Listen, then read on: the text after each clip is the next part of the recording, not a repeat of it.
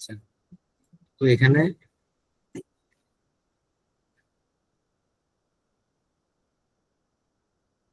আচ্ছা, ইউটিলাইজেশন পারমিশনের যে বা ইউপি, এটা হচ্ছে ইস্যু করে কে? এটা ইস্যু করে হচ্ছে কাস্টমস বন্ড।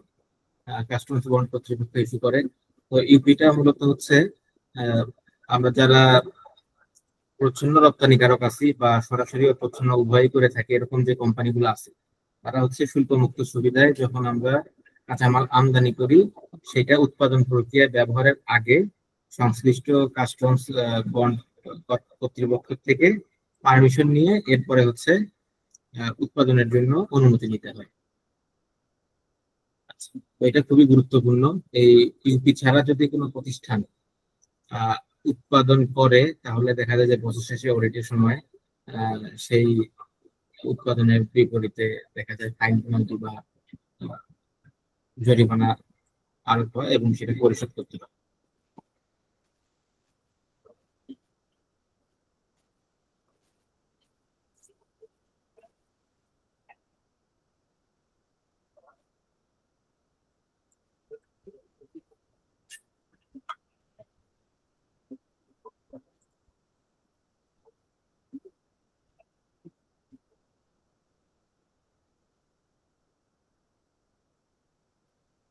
আচ্ছা, একটা ইউপি করতে আমাদের কি জিনিসগুলো জানা প্রয়োজন, সেই বিষয়ে একটু কথা বলি।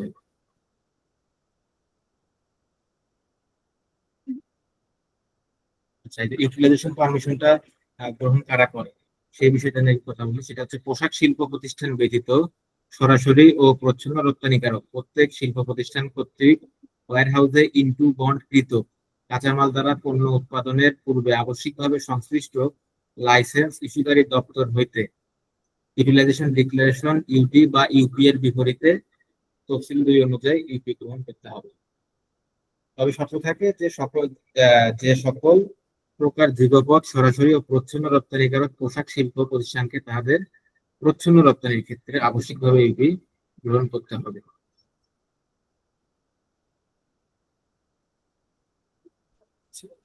এরপরে হচ্ছে ইউপি অনুমোদনের ক্ষেত্রে মাস্টার ঋণপত্রের সহিত ব্যাক টু ব্যাক ঋণপত্র সরাসরি সম্পর্কযুক্ত হতে হবে। তার মানে আমরা যে বিভিন্ন বায়ারদের কাছ থেকে গার্মেন্টস বা অন্যান্য যে সরাসরি রপ্তানিকারক প্রতিষ্ঠান আছে, তারা যে মাস্টার এলসি বা সেলস কন্ট্রাক্ট যার মাধ্যমে পেয়ে থাকে, তো ওইটার সাথে সরাসরি ব্যাক ওটার এগেনিস্টে, ওই মাস্টার এলসির এগেনিস্টে সরাসরি back to back LC issue হইতে হবে। এরপরে ইউপিটা কার কাছ থেকে নিতে হবে? আচ্ছা, ইউপি প্রাপ্তির লক্ষ্যে কাস্টমার কমিশনারের অথবা সংশ্লিষ্ট কাস্টমার ভ্যাট কমিশনার অথবা সংশ্লিষ্ট কাস্টমার হাউসের ইউপি শাখার দায়িত্বপ্রাপ্ত অ্যাসিস্ট্যান্ট কমিশনার বা ডেপুটি কমিশনার বরাবর লিয়ান ব্যাংক কর্তৃক সত্যায়িত নিম্ন বর্ণিত দলিলাদি আবেদন দাখিল করতে হবে। তাহলে আমাদের একটা ইউপি করার জন্য কি কি বিষয় বা কি কি ডকুমেন্ট আমাদের আগে থেকে রেডি করতে হবে, তো তার সম্পর্কে একটা চেক লিস্ট, এটা একটা এসআরও এখানে মেনশন করা আছে। প্রথমে হচ্ছে আমাদের প্রথম দরকারটা কি, যে ক্রেতা প্রতিষ্ঠান কর্তৃক প্রদত্ত সরবরাহ আদেশ বা ঋণপত্রের কপি। তার মানে বায়ারের যে আপনাকে পার্চেস অর্ডার দিছে বা আপনাকে এলসি দিছে, মাস্টার এলসি বা ব্যাক টু ব্যাক এলসি দিছে, সেটার কপিটা লাগবে। এরপর হচ্ছে অনুমোদিত সহগের কপি। অনুমোদিত সহগ বলতে যে আপনি র মেটেরিয়াল কোন ফিনিশ প্রোডাক্টের জন্য কতটুকু ব্যবহার করবেন, হ্যাঁ, ডেটা কর্তৃক ইস্যুকৃত এরকম একটা সহগের কপি, সেটা আপনার সাথে থাকতে হবে। এরপরে হচ্ছে প্রচ্ছন্ন রপ্তানিকারকের ক্ষেত্রে আহ, প্রচ্ছন্ন রপ্তানির ক্ষেত্রে সরাসরি রপ্তানিকারকের নিকট হতে প্রাপ্ত মাস্টার ঋণপত্র ও ইউডি বা ইউপি এর কপি। এরপর হচ্ছে সরবরাহ গ্রহণকারী প্রতিষ্ঠান, মানে আমরা যে প্রতিষ্ঠানে মালামাল সরবরাহ করব, সেটা যদি বেবজা বা বেজায়ের অধিভুক্ত প্রতিষ্ঠান হয়, তাহলে ইউডি ও ইউপির পরিবর্তে বেবজা বা বেজা কর্তৃক ইস্যুকৃত ইম্পোর্ট পারমিট বা আইপির কপি থাকতে হবে। এরপরে হচ্ছে হালনাগাদ জেনারেল বন্ডের কপি, ইএক্সপি, সরাসরি রপ্তানির ক্ষেত্রে ইএক্সপি কপি, প্রোফার্মা ইনভয়েসের কপি, প্রাপ্যতা আদেশের কপি, বন্ড রেজিস্টার সংশ্লিষ্ট পৃষ্ঠার ফটোকপি।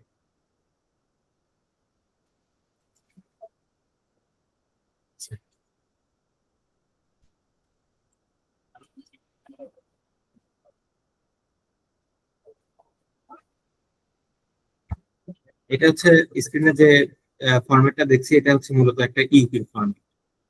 একটা ইউপি কি কি থাকে, কি কি তথ্য থাকে, কি কি ফিল্ড থাকে, সেই জিনিসগুলো এখানে আছে। এটা পরবর্তীতে আমি গ্রুপে শেয়ার করে দিব। আচ্ছা, প্রথমে হচ্ছে বিষয় থাকে রপ্তানি বা প্রচ্ছন্ন রপ্তানির জন্য ইউটিলাইজেশন পারমিশন। আমার কথা ক্লিয়ার শোনা যাচ্ছে?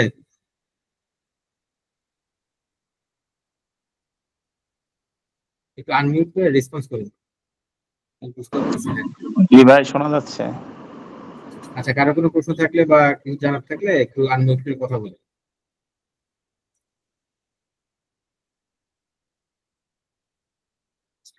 তাহলে প্রথম ফিল্ডে দেখা যায় কি, প্রথমে ইউপি নাম্বার। আচ্ছা, প্রথমে তাহলে ইউপির প্রত্যেকটা ইউপির জন্য একটা নাম্বার থাকে। এরপরে হচ্ছে বন্ডারের নাম ও ঠিকানা, মানে হচ্ছে আমরা যে প্রতিষ্ঠানের পক্ষ থেকে ইউপিটা ইস্যু করতেছি। আহ, আমার প্রতিষ্ঠানের নাম শাহশরীফ অ্যাক্সেসরিজ। আমরা বিভিন্ন রকমের হচ্ছে প্রপার্টি ইলাস্ট্রিক, রিটেল, জেনারেল ইলাস্ট্রিক এই ধরনের আইটেম করে থাকি। তো আপনার সংশ্লিষ্ট যে প্রতিষ্ঠানের পক্ষে ইউপি করবেন তার নামটা এখানে দিতে হবে। এরপর হচ্ছে ওয়্যার হাউস লাইসেন্স নাম্বার, মানে বন্ড লাইসেন্স নাম্বার। যারা প্রত্যেকটা বন্ডারের একটা ইউনিক লাইসেন্স নাম্বার থাকে, তো সেই ইনফরমেশনটা এখানে দিতে হয়। এরপর হচ্ছে ব্যবসা শনাক্তকরণ নাম্বার, মানে যেটা হচ্ছে ভ্যাট নিবন্ধন নাম্বার, 13 ডিজিটের বিন নাম্বার, সেটা দিতে হবে। এরপরে হচ্ছে বন্ডারের লিয়েন ব্যাংক, নাম ঠিকানা। একটা প্রতিষ্ঠানের একাধিক ব্যাংক, লিয়েন ব্যাংক থাকে।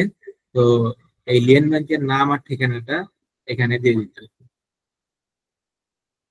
আচ্ছা, ক্রেতা প্রতিষ্ঠানের নাম ও ঠিকানা। আচ্ছা, মানে আমরা যে আমাদের প্রতিষ্ঠানটা যদি ডিমড এক্সপোর্টার হয়, তো সেই ক্ষেত্রে আমরা যে ডাইরেক্ট এক্সপোর্টার যে কোম্পানি আছে তার কাছ থেকে আমরা যে back to back LC register যে এলসি পাবো, তো সেই এলসির কাদের কাছ থেকে পাইলাম, মানে অ্যাপ্লিক্যান্ট কারা, সেই তাদের নামগুলো এখানে আমরা লিপিবদ্ধ করতে হবে। এখানে একটা ইউপিতে ব্যাক টু ব্যাক এলসি সর্বোচ্চ 5টা দেওয়া যায়। এরপর 7 নম্বর পয়েন্টে কি আছে, লোকাল ব্যাক টু ব্যাক এলসির বিবরণ। আচ্ছা, তার মানে আমরা যে এলসির এগেইনস্টে ইউপি গ্রহণ করব বা যে অর্ডারের এগেইনস্টে ইউপি গ্রহণ করব, সেই ব্যাক টু ব্যাক এলসির বিবরণ দিতে হবে। যেমন এখানে দেখেন, প্রথম কলামে শ্রমিক নং, দ্বিতীয় কলামে এলসি নাম্বার, তারিখ, তৃতীয় কলামে ব্যাংকের নাম ঠিকানা, এরপর জাহাজীকরণের চতুর্থ কলামে জাহাজীকরণের সর্বশেষ তারিখ ও এলসির মেয়াদ শেষ হওয়ার তারিখ। তার মানে হচ্ছে প্রত্যেকটা এলসিতে একটা শিপমেন্ট ডেট থাকে, তারপর হচ্ছে ব্যাক টু ব্যাক এলসির একটা এক্সপায়ারি ডেট থাকে। তো সেই জিনিসটা এখানে লিপিবদ্ধ করতে হবে এই কলামে। এরপরে হচ্ছে মোট পণ্যের পরিমাণ, মানে আমরা কি পরিমাণ পণ্য উৎপাদন করে সরবরাহ করবো সেটার পরিমাণ এখানে লিপিবদ্ধ করতে হবে। আর ব্যাক টু ব্যাক ওই ব্যাক টু ব্যাক এলসিতে আমরা কত অ্যামাউন্টের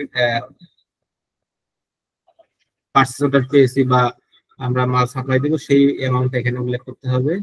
এবং সংশ্লিষ্ট মাস্টার এলসি বা সেলস কন্ট্রাক্ট বা আইপি, তার বিবরণটা আমাদের এই কলামে লিপিবদ্ধ করতে হবে। আচ্ছা, এটা গেল হচ্ছে ব্যাক টু ব্যাক এলসির বিবরণ। এরপরে হচ্ছে 8 নম্বর পয়েন্টে থাকবে হচ্ছে আমাদের আমদানি এলসি বিবরণ। আচ্ছা, আমাদের যেহেতু আমরা বন্ডার, আমরা কি বন্ডিং সুবিধায় বা শুল্ক মুক্ত সুবিধায় হচ্ছে বিদেশ থেকে বা স্থানীয় পর্যায়ে আমরা হচ্ছে কাঁচামাল সংগ্রহ করি, সেই যে এলসির বিবরণ বা সেই কাঁচামালের বিবরণ আমাদের এই 8 নম্বর ছকে দিতে হবে। এখানে এলসি নাম্বার দিতে হবে, তারিখ দিতে হবে, দ্বিতীয় তলায় বিল অফ এন্ট্রি নাম্বার, তারিখ দিতে হবে, আমদানিকৃত পণ্যের বিবরণ এখানে দিতে হবে, আমরা কি র মেটেরিয়াল ইম্পোর্ট করছি সেটা, সংশ্লিষ্ট এইচএস কোড দিতে হবে। এরপরে পণ্যের পরিমাণ, মূল্য, মার্কিন ডলার এখানে দিতে হবে। আর পূর্বে ব্যবহৃত পণ্যের পরিমাণ ও মূল্য এই কলাম দিতে হবে। তার মানে হচ্ছে আমরা একটা র মেটেরিয়াল আগে কি পরিমাণ ব্যবহার করছি সংশ্লিষ্ট এলসি থেকে তার বিবরণটা দিতে হবে। বর্তমান মজুতের পরিমাণ, মানে এখন আমরা কারেন্টলি ওই এলসির এগেইনস্টে আমাদের ওয়্যার হাউসে কতটুকু মাল আছে সেটার পরিমাণ এবং মার্কিন ডলার সেটা দিতে হবে, মানে বৈদেশিক মুদ্রায় অ্যামাউন্টটাই দিতে হবে। এরপরে হচ্ছে আমরা সংশ্লিষ্ট ইউপিতে, মানে ওই এলসির ব্যাক টু ব্যাক এলসির বিপরীতে বা নির্দিষ্ট ব্যাক টু ব্যাক এলসির বিপরীতে আমরা যে পরিমাণ উৎপাদনে র মেটেরিয়াল ব্যবহার করব, সেটা আমাদের এই ইউপিতে আমরা পারমিশনটা নিব সেই পরিমাণটা, এবং হচ্ছে মার্কিন ডলার এখানে দিতে হবে। এরপরে হচ্ছে অবশিষ্ট পণ্যের পরিমাণ, মানে এই ইউপি ইস্যু হওয়ার পরে আমাদের যে বর্তমান মজুদ এখান থেকে মাইনাস হওয়ার পরে অবশিষ্ট সংশ্লিষ্ট এলসিতে কতটুকু মাল থাকবে ওয়্যার হাউসে, তার পরিমাণটা এখানে লিখ করতে হবে। আচ্ছা, আর 9 নম্বর কলামে থাকে হচ্ছে আমাদের মজুদ সম্পর্কিত তথ্যাদি। মজুদ বলতে আমাদের বন্ডেড ওয়্যার হাউসে আমাদের যে ইনপুট করি আমরা কাঁচামাল, সেই কাঁচামাল ইনক্লুড করার পরে হ্যাঁ, সেই সংক্রান্ত সকল তথ্য আমাদের এই 9 নম্বর ইউপি 9 নম্বর পয়েন্ট সম্পর্কিত দিতে হয়। এখানে কি কি থাকে? কাঁচামালের নাম থাকে। আচ্ছা, তো আমদানি প্রাপ্যতা এটা থাকে। আমদানি প্রাপ্যতা কি? আমদানি প্রাপ্যতা হচ্ছে যে একটা পছন্দ রপ্তানিকারক প্রতিষ্ঠান আহ, সংশ্লিষ্ট র ম্যাটেরিয়াল বা নির্দিষ্ট এইচএস কোডের এগেইনস্টে সংশ্লিষ্ট র ম্যাটেরিয়াল আগামী 1 বছরে কতটুকু ইম্পোর্ট করতে পারবে সেটা একটা পরিমাণ থাকে। এটা হচ্ছে তার পারফরমেন্সের উপর 20% প্লাস প্রতিবছর এক্সপোর্ট পারফরমেন্সের উপর এটা প্রদান করে। এরপর হচ্ছে পূর্বের জেট। ধর প্রত্যেকটা বন্ডিং যারা বন্ডার তাদের হচ্ছে একটা মেয়াদ থাকে, নির্দিষ্ট মেয়াদ থাকে। পরিচ্ছন্ন রপ্তানিকারকদের 1 বছর, আর যারা সরাসরি রপ্তানি করে বা সরাসরি পরিচ্ছন্ন ডিউটি আছে যাদের লাইসেন্স, তাদের 3 বছর। তো পূর্বের আগের মেয়াদের যদি কোনো জেট থাকে র মেটেরিয়ালের, সেই ইনফরমেশনটা এখানে দিতে হয়। আর চলতি মেয়াদে আমদানির পরিমাণ, বর্তমান মেয়াদে যে আমদানি র মেটেরিয়াল গুলো আমরা করবো তার পরিমাণটা এখানে, মানে অলরেডি আমদানি করছি তার পরিমাণ এখানে দিতে হবে। পূর্বের যে সময় কাঁচামালের পরিমাণ, সেই বিস্তারিত জিনিসগুলো আমরা যখন ইউপির প্র্যাকটিক্যাল ফর্মেটে তখন করবো। তো 9 নম্বর পয়েন্টে হচ্ছে মজুদ সংক্রান্ত তথ্যই থাকবে। এরপরে হচ্ছে 10 নম্বর পয়েন্টে থাকবে এককালীন বন্ডিং ক্যাপাসিটি। এককালীন বন্ডিং ক্যাপাসিটি হচ্ছে আমরা আমাদের ওয়্যার হাউসের যে ধারণ ক্ষমতা, সেই অনুযায়ী কতটুকু র মেটেরিয়াল ইম্পোর্ট করে এবং মজুত করতে পারবো সেই পরিমাণ। 11 নম্বর পয়েন্টে থাকবে হচ্ছে ইউডি বা আইপির বর্ণনা প্রতিষ্ঠান অনুযায়ী। তার মানে হচ্ছে আমরা যাদের কাছে মালামাল সরবরাহ করবো সেই প্রতিষ্ঠান কর্তৃক ইস্যুকৃত ইউডি, তার বর্ণনাটা এই কলাম গুলাতে লিপিবদ্ধ করতে হবে। এরপর 12 নম্বর পয়েন্টে থাকে হচ্ছে ডেটো কর্তৃক ইস্যুকৃত যে আমাদের যে সহগ বা প্রত্যেকটা প্রতিষ্ঠানের যে একটা সহগ থাকে, সমজাতীয় প্রতিষ্ঠানের একই রকম সহগের কনজাম্পশন থাকে। তো ওই কনজাম্পশন অনুযায়ী নির্দিষ্ট ব্যাক টু ব্যাক এলসি রেগি লিস্টে, ইউপি রেগি লিস্টে কি পরিমাণ কাঁচামাল ব্যবহার হবে তৈরিতে, তার বিস্তারিত বিবরণ এই 12 নম্বর ছকে দিতে হবে। এরপরে 13 নম্বর ছকে হচ্ছে ব্যবহৃত কাঁচামালের বিবরণ। মানে আমরা সবগুলা, ধরেন আমি একটা ইউপিতে 5টা ব্যাক টু ব্যাক এলসি ব্যবহার করছি, বা আমি 5টা ব্যাক টু ব্যাক এগেইনস্টে আমি পারমিশন গ্রহণ করতেছি কাঁচামাল ব্যবহারে, তো সেই টোটাল কাঁচামালের ইনফরমেশনটা আমার এই 13 নম্বর কলামে দিতে হবে। আর 14 নম্বর পয়েন্ট হচ্ছে রসিদ ইনফরমেশন দিতে হয়, আমি কত টাকা রপ্তানি করতেছি, তার মোট ডলার মূল্য বা ফরেন কারেন্সি মূল্য, তারপর হচ্ছে আপনার হচ্ছে রপ্তানি মূল্য। আচ্ছা সরি, প্রথমে হচ্ছে পরিমাণ, কোয়ান্টিটি, আমি কতটুকু ফিনিশ গুড এক্সপোর্ট করতেছি তার কোয়ান্টিটি। আর সেকেন্ড হচ্ছে রপ্তানি মূল্য। এরপর হচ্ছে ব্যবহৃত কাঁচামালের আমদানি মূল্য, মানে আমি প্রোডাকশনে বা যতটুকু র মেটেরিয়াল পারমিশন নিচ্ছি, তো সেই ব্যবহৃত বা কনজামশনে ব্যবহার করব তার ইম্পোর্ট ভ্যালু, ফরেন কারেন্সিতে তার বৈদেশিক মুদ্রায় তার ইম্পোর্ট ভ্যালুটা কত সেটা দেখতে হবে। আর এটা হচ্ছে স্থানীয়ভাবে মূল্য সংযোজনের হার। স্থানীয়ভাবে মূল্য সংযোজনের হারটা হচ্ছে আপনার রপ্তানি মূল্য মাইনাস আমদানি মূল্য ডিভাইডেড বাই আমদানি মূল্য। এটা হচ্ছে আপনার হচ্ছে মানে হচ্ছে একটা সার্কুলারে বলা আছে আপনি একটা র মেটেরিয়ালের যে ব্যবহার করবেন এটার 15%, সর্বনিম্ন 15% স্থানীয়ভাবে মূল্য সংযোজন হতে হবে, এছাড়া আপনার ইউপি পাস হবে না। আর এই 15 নম্বরে কিছু বেসিক শর্ত থাকে, কি কি শর্তে ইউপি ইস্যু করা হচ্ছে এই বিষয়গুলো থাকে। এরপরে 16 নম্বরে হচ্ছে আপনার হচ্ছে এটার অনুলিপি আপনি বিভিন্ন দপ্তরে দিতে হয়, তো সেই নাম ঠিকানা থাকে। একটা ইউপি ইস্যু করে মূলত হচ্ছে ইউপি শাখার সংশ্লিষ্ট ইউপি শাখার এক্সিস্ট্যান্ট কমিশনার বা ডেপুটি কমিশনার, তার পক্ষে হচ্ছে সহকারী কর্মকর্তা। এটা হচ্ছে একটা বেসিক ফর্মেট।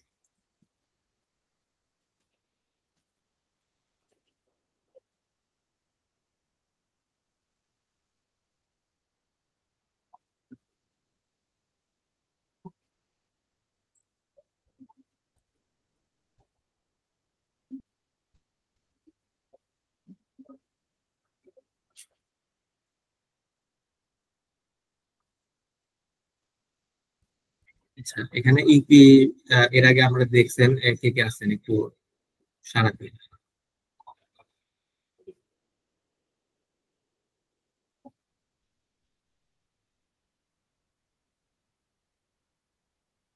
মানে ইউপি সংক্রান্ত মোটামুটি ধারণা আছে বা ইউপি হাকিনে দেখছেন বা শুনছেন বা জানেন, এরকম কেউ থাকলে একটু কথা বলেন আর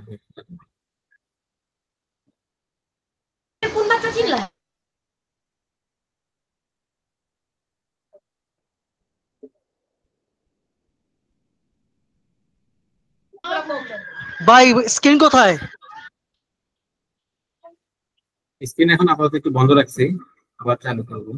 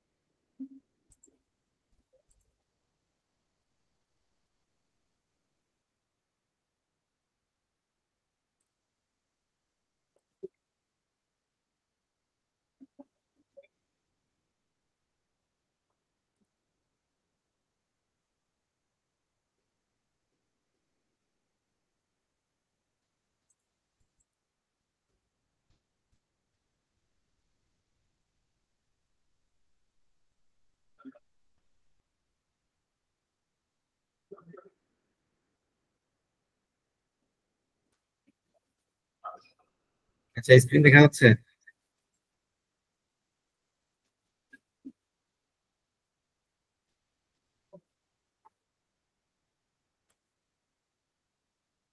আচ্ছা, এটা মূলত একটা ইউপির ফরম্যাট। আমরা তো ইউপি সাধারণত ম্যানুয়ালি এখন করে থাকি। অনলাইন সিস্টেম যদিও ডেভেলপ হয়েছে, এখনো পুরোপুরি শেষ হয় নাই, যার কারণে আহ, এখনো পুরোপুরি ভাবে অনলাইনে শুরু হয়নি কার্যক্রম। অনেক কোম্পানি করতেছে কিন্তু বিভিন্ন অসুবিধা আছে, যেটা আমরা হয়তো সামনে অনলাইনে করবো। বিজিএমএ যেমন ইউপির জন্য নির্ধারিত সফটওয়্যার আছে, আসলে আমাদের ইউপির জন্য এরকম নির্ধারিত সফটওয়্যার মানে ডেভেলপ হচ্ছে, এখনো পুরোপুরি শুরু হয়নি। তো আমরা অনেকেই হচ্ছে এক্সেলে ইউপিটা করে থাকি, আবার অনেকেই আছে যারা ওয়ার্ডে করে থাকে। তো আমি সাধারণত এক্সেলে করে থাকি ইউপি। আচ্ছা, আমার যে বন্ড প্রতিষ্ঠান, আমার বন্ড প্রতিষ্ঠান কাস্টমার কমিশন ঢাকা উত্তরে। তো আমি উত্তর থেকেই, উত্তর বন্ড কমিশনার থেকে ইউপি নিয়ে থাকি। So, ইউপি গ্রহণের জন্য প্রথমত আপনার হচ্ছে আবেদন করতে হবে ডিপার্টমেন্ট, ওই ইউপি ডিপার্টমেন্টের যিনি হেড উপকমিশনার বা অ্যাসিস্ট্যান্ট কমিশনার তার বরাবরে। এবং আপনার হচ্ছে ইউপি নাম্বার কত, আপনি কত নাম্বার ইউপির জন্য আবেদন করতেছেন সেই নাম্বারটা এখানে উল্লেখ করতে হবে। এরপর আপনার প্রতিষ্ঠানের নাম এবং হচ্ছে ঠিকানা সেটি এখানে দিতে হবে। এরপর হচ্ছে আপনার বন্ড লাইসেন্স নাম্বার, মানে আমি ওই যে ফরম্যাটটা কিছুক্ষণ আগে আপনাদের আহ, দেখালাম, তো ওই ফরম্যাট অনুযায়ী এই ডাটাগুলো কিন্তু এখানে এন্ট্রি করা আছে। আচ্ছা, এরপর হচ্ছে মূসক নিবন্ধন নাম্বার আপনি এটা দেখাবেন। এরপর আপনার লিয়েন ব্যাংকের নামটা আপনি দেখাবেন। এরপরে হচ্ছে ক্রেতার নাম ও ঠিকানা, মানে আপনি কোন কোন ব্যাক টু ব্যাক এলসি এগেইনস্টে ইউপি গ্রহণ করতেছেন, সেই সকল যাদের কাছে আপনি মাল সাপ্লাই করবেন সেই সকল প্রতিষ্ঠানের নাম, ঠিকানা, তাদের বন্ড লাইসেন্স নাম্বারটা আপনি এখানে এন্ট্রি করবেন। এবং আপনি হচ্ছে একটা ইউপিতে সর্বোচ্চ 5টা ব্যাক টু ব্যাক এলসি জন্য আবেদন করতে পারবেন। আচ্ছা, এই 5টা বেশি কেন করা যাবে না, কারণ আইনে বা এসআরও তে এভাবে বলা আছে যে একটা ব্যাক টু ব্যাক এলসি এগেইনস্টে আপনি সর্বোচ্চ 5টা নিতে পারবেন। আচ্ছা, আমি একটু আপনাদের সার্কুলারটা দেখাই, তাহলে বিষয়টা আরো ক্লিয়ার হবে।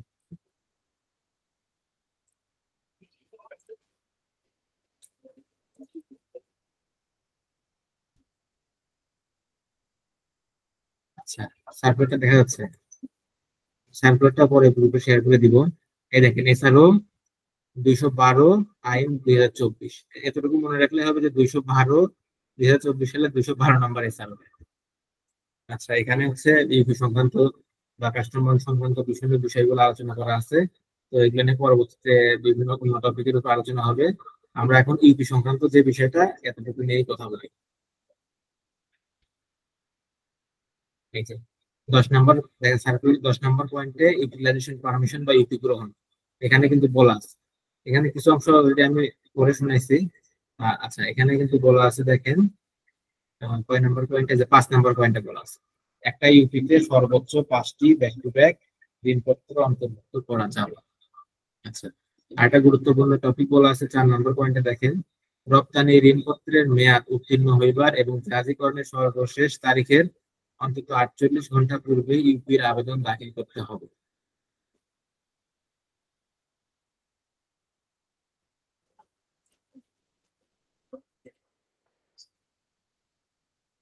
আচ্ছা, তার মানে আমরা যখন একটা ইউপি তৈরির জন্য কাজ করব, তো সর্বপ্রথম আমাদের কি করতে হবে? আমরা হচ্ছে আমাদের ব্যাংকে এলসি গ্রহণ করব। সাপ্লায়ার আমাদের তাদেরকে আমরা সাপ্লায়ার হিসেবে তাদেরকে যে কোম্পানিগুলোকে মাল সরবরাহ করব, তো তারা আমাদেরকে ব্যাক টু ব্যাক এলসি সরবরাহ করবে, আমাদের ব্যাংকে আসবে। তো ব্যাংক থেকে আমি হচ্ছে ব্যাক টু ব্যাক এলসি সংগ্রহ করার পরে তাদের সাথে যোগাযোগ করতে হবে, সংশ্লিষ্ট ডিপার্টমেন্টে যোগাযোগ করে তাদের কাছ থেকে আমার ইউডি নিতে হবে। বা যদি সেটা বিজে বেচা বা ব্যবসার ভিতরে কোনো ইপিজেড এর ভিতরে কোম্পানি হয়, সেক্ষেত্রে তাদের কাছ থেকে আইপি নিতে হবে। আইপি ইস্যু করার জন্য আবার আপনার ইএক্সপি ইস্যু করতে হবে আপনার ব্যাংক থেকে। তো আমরা ব্যাক টু ব্যাক এলসি সর্বপ্রথম পাবো। পাওয়ার পরে হচ্ছে আমাদের প্রথম কাজ হবে হচ্ছে সংশ্লিষ্ট প্রতিষ্ঠানে, মানে যাদের কাছ থেকে আমরা ব্যাক টু ব্যাক এলসি পাইলাম, তাদের ইউডি ডিপার্টমেন্টে যোগাযোগ। হ্যাঁ, যোগাযোগ ডিপার্টমেন্টে যোগাযোগ করা, সেটা আপনি ওভার দ্য ফোনে যোগাযোগ করতে পারেন, অথবা অফিসিয়াল চ্যানেলে আপনি ইমেইলের মাধ্যমেও যোগাযোগ করতে পারেন। ধরেন আমরা এই ব্যাক টু ব্যাক এলসিটা সাপ্লায়ারের কাছ থেকে পাই, মানে আমাদের বাইরের কাছ থেকে আমরা পাইছি। এটা কারণে নিট কোম্পানি। আচ্ছা, তাহলে এই 1 নাম্বার ক্রেতার যে ব্যাক টু ব্যাক এলসির বিবরণটা আমি 1 নাম্বার সিরিয়ালে এখানে এন্ট্রি করছি। আচ্ছা, তাহলে এই 100 সরি, তাদের এই যে এলসি নাম্বার, এই এলসি নাম্বার, ডেট, তারপরে হচ্ছে আপনার হচ্ছে জাহাজীকরণের শেষ তারিখ মানে শিপমেন্ট ডেট, এরপর হচ্ছে এক্সপায়ারি ডেট, তারপর হচ্ছে মূল্য, এরপর হচ্ছে ফজল মাস্টার ভাই, এলসি নাম্বার। এখানে জি, জাহাজীকরণ বলতে এটা কোনটা? ওই যে সাপ্লায়ার মানে রপ্তানিকারক যে অর্ডারটা পেয়েছে ওইটার জাহাজীকরণের শেষ তারিখ? না না, এটা হচ্ছে আপনার যে ব্যাক টু ব্যাক এলসি। হ্যাঁ, আমি আমি একটু বলি। আচ্ছা, আমি একটু back to back LC open করে নেব, তাহলে আপনাদের বলতে আমার সুবিধা হবে। So,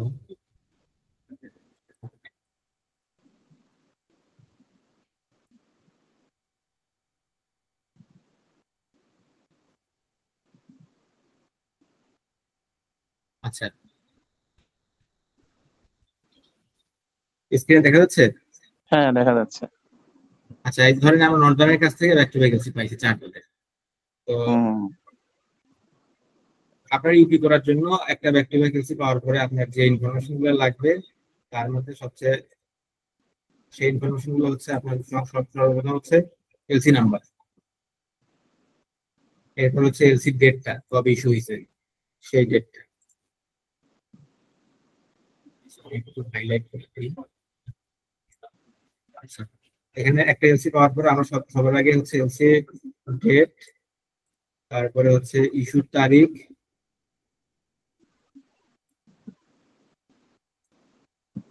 তারপরে হচ্ছে সাপ্লায়ারের নেম অ্যাড্রেস, এরপর হচ্ছে এক্সপায়ারি ডেট, এরপর হচ্ছে ইউএস ডলার, এরপর হচ্ছে আপনার হচ্ছে শিপমেন্ট ডেট, এই যে লেটেস্ট ডেট অফ শিপমেন্ট। এই যে ফিল্ড A44 সি তে যে শিপমেন্ট ডেটটা থাকবে, এই শিপমেন্ট ডেটটাই হচ্ছে জাহাজীকরণের সর্বশেষ ডেট।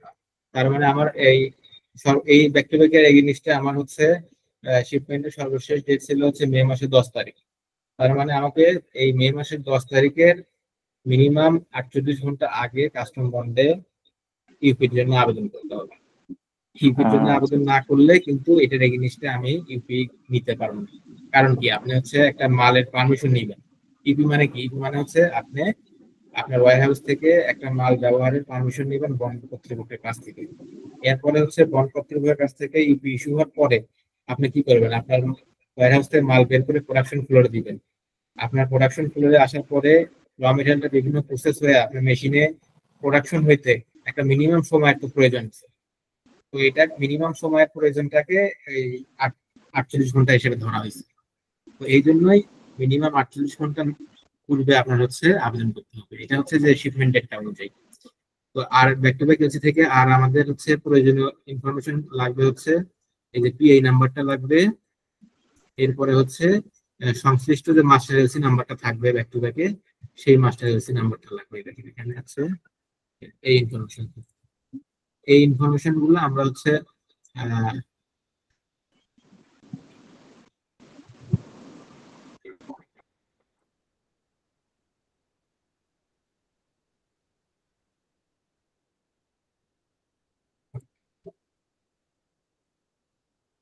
এই ব্যাক টু ব্যাকের ইনফরমেশন গুলো আমরা এখানে পোস্টিং দেবো। তো এটা জাস্ট হচ্ছে ডাটা এন্ট্রির মতো। আপনি ফরম্যাটে আপনার বাইরের থেকে যে এলসি, এরপর হচ্ছে ব্যাক টু ব্যাক এলসি পাচ্ছেন তার ইনফরমেশন গুলো এখানে দিবেন। এখানে হচ্ছে প্রথম হচ্ছে ডেট, এরপর তারিখ, এরপর হচ্ছে ব্যাংকের নাম ঠিকানা এবং ব্রাঞ্চ, এরপর হচ্ছে এই ব্যাক টু ব্যাক এলসি তে মেনশন করা shipment latest date of shipment, আর হচ্ছে এলসির এক্সপায়ারি ডেট, এটা পোস্টিং দিবেন। এরপর হচ্ছে আপনি ওই সংশ্লিষ্ট ব্যাক টু ব্যাকের এলসির এগেইনস্টে কতটুকু পণ্য আপনি সরবরাহ করবেন সেটার পরিমাণ। এরপর হচ্ছে আপনার হচ্ছে অ্যামাউন্টটা, এলসির অ্যামাউন্টটা এখানে পোস্টিং করবেন। আর মাস্টার এলসির ডেট এবং মাস্টার এলসির নাম্বারটা আপনার এই ধরে আপনার দেখাতে হবে। আচ্ছা, আর এখানে দেখেন এই যে পণ্যের যে কোয়ান্টিটি, পণ্যের পরিমাণ এবং কোয়ান্টিটি, এটা কিন্তু আপনার অফিসাররা ভেরিফাই করে কিভাবে? এটা ভেরিফাই করে হচ্ছে এই জিনিসটা প্রথমত হচ্ছে আপনার ইউডিতে থাকতে হবে। তো ইউডিতে কিভাবে থাকবে? আপনি যখন আপনার কোম্পানি থেকে সংশ্লিষ্ট গার্মেন্টসে একটা প্রোফার্মা ইনভয়েস পাঠাইছেন, এলসি তারা ওই যেটা জিনিসটা এলসি ইস্যু করছে, তো সেখানে আপনার প্রোফার্মা ইনভয়েসে যে মালের কোয়ান্টিটির বর্ণনাটা দেয়া আছে, তারা ওই অনুযায়ী কিন্তু ইউডি ইস্যু করবে। এবং তার মানে আপনার পিআই, তারপরে হচ্ছে ইউটিলাইজেশন ডিক্লারেশন, মানে গার্মেন্টস থেকে যে আপনি ইউডিটা পাবেন সেখানে, এবং এলসি ইস্যু হওয়ার পরে বাংলাদেশ ব্যাংকের ড্যাশবোর্ডে এই কোয়ান্টিটিটা কিন্তু মেনশন থাকতে পারবে। তো এটা যদি মিসম্যাচ হয় তাহলে কিন্তু আপনার ইউপিটা ইস্যু করবে। তো এক্ষেত্রে তো সেই জন্য আমরা সর্বপ্রথম যখন একটা ব্যাক টু ব্যাক এলসি হাতে পাবো, তো আমরা একটা জিনিস সবার আগে আমরা একটা জিনিস দেখবো যে আমাদের এই কোয়ান্টিটিটা 3 জায়গাতেই একই আছে কিনা। মানে আমার পিআই তে, আমি যে পিআই ইস্যু করছি সেই পিআই তে এক আছে কিনা, তারপরে আমি আমার যে বায়ার তারা যে ইউডি ইস্যু করছে সেখানে সঠিক আছে কিনা, এবং বাংলাদেশ ব্যাংকের ড্যাশবোর্ড বা ব্যাংকে যিনি পোস্টিং দেয় তিনি সঠিকভাবে পোস্টিং দিয়েছে কিনা। এই 3টা জিনিস অবশ্যই আমাদের আগে থেকেই, একটা ইউপি সাবমিট করার আগে থেকে আমাদের মোটামুটি ভাবে মানে ব্যাকগ্রাউন্ড ওয়ার্ক করে নিচ্ছে। এটা গেল হচ্ছে ব্যাক টু ব্যাক এলসি বিবরণ।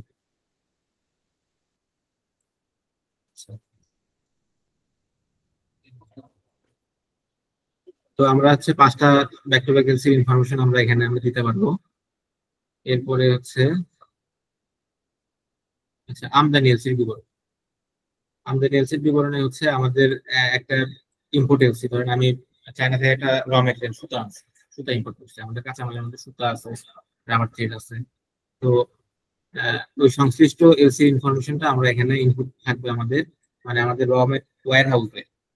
এখানে আমরা কোন এলসি গুলা এখানে আসবে, আমার বন্ডের আওতায়, বন্ডিং সুবিধার আওতায় যে আমি কাঁচামাল আমদানি করছি, এবং আমার হচ্ছে বন্ড রেজিস্টার এবং ওয়্যার হাউসের ইনপুট বন্ড করে আমি যে ওয়্যার হাউসে মালটা রাখছি, এবং সেই মালের ইনফরমেশন গুলাই এখানে সবসময় থাকবে।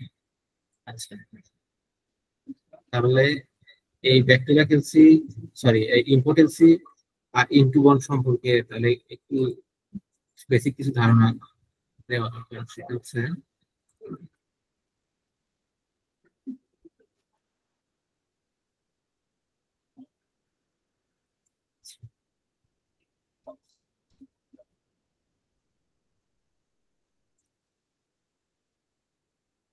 ইন বন্ডের বিষয়টা একটু আমি সংক্ষেপে একটু আপনাকে বলি।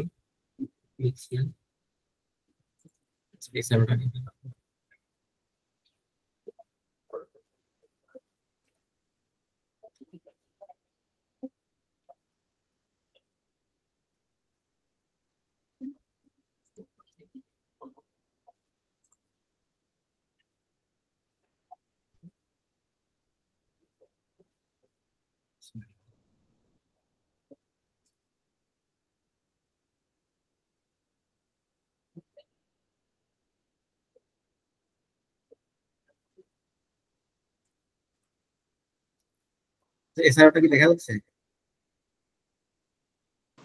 জি ভাই, দেখা যাচ্ছে। আচ্ছা, এখানে দেখেন এই যে কাঁচামাল ইনটু বন্ড। আমরা বন্ডের আওতায় যদি কোনো র মেটেরিয়াল ইনপুট করি, তাহলে সেটা হচ্ছে সংশ্লিষ্ট পোর্ট থেকে যখন আমার সিএনএফ মালটা রিলিজ করবে, তখন হচ্ছে বিল অফ এন্ট্রিতে বা এসআইকিউতে একটা হচ্ছে রিলিজ ডেট মেনশন থাকে। তো আমার ওই ডেট থেকে আমি সর্বোচ্চ 5 দিন সময় পাবো।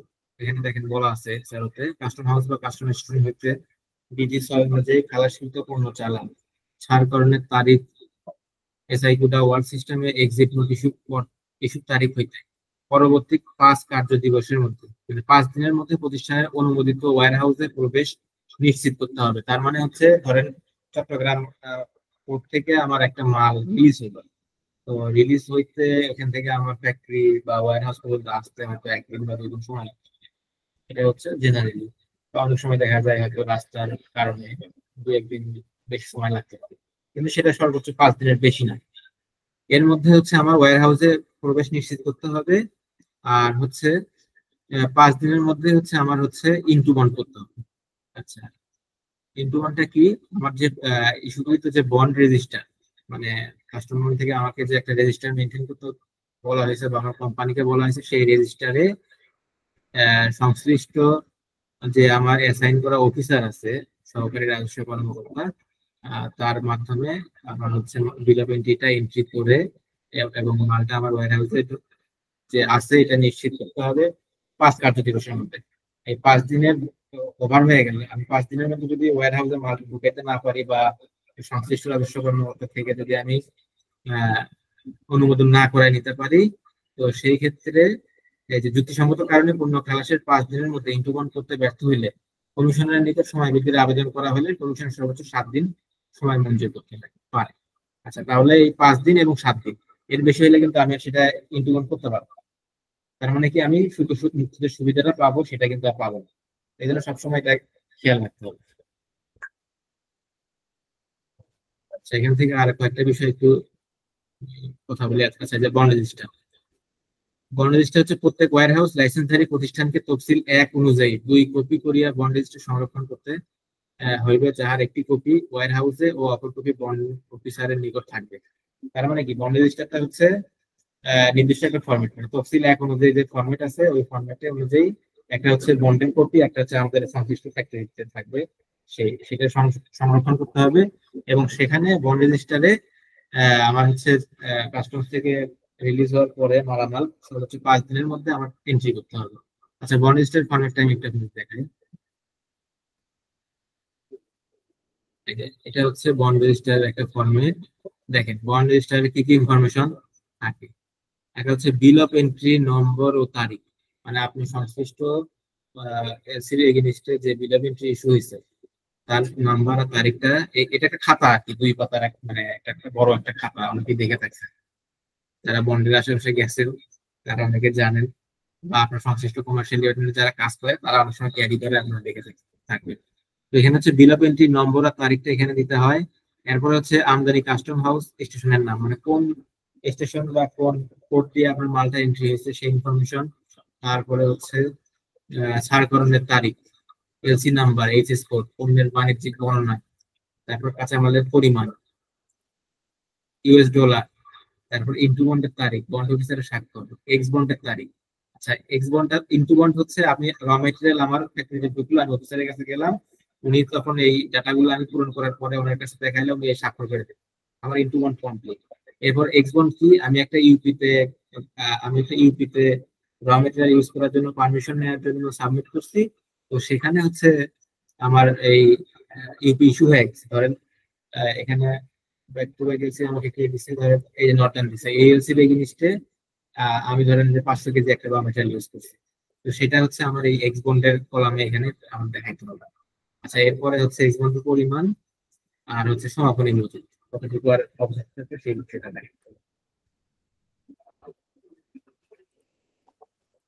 আচ্ছা, আমরা এখন তাহলে একটু ইউপিতে যাই।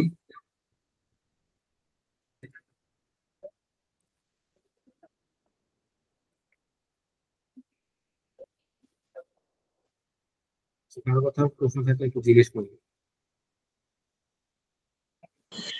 ভাই ইন্টু আচ্ছা, বন্ড তো যারা সরাসরি রপ্তানিকারক ওদের জন্য তো সেম, আপনি যেটা দেখাইলেন একই তো ফরম্যাট, তাই সবার তো? জন্য একই। আচ্ছা, তাহলে হচ্ছে আমার 8 নম্বর পয়েন্টে আমরা কি দিব, আমাদের যে ওয়্যার হাউসে যে মালগুলা আছে সেই মালের ইনফরমেশন গুলো আমার এখানে থাকবে।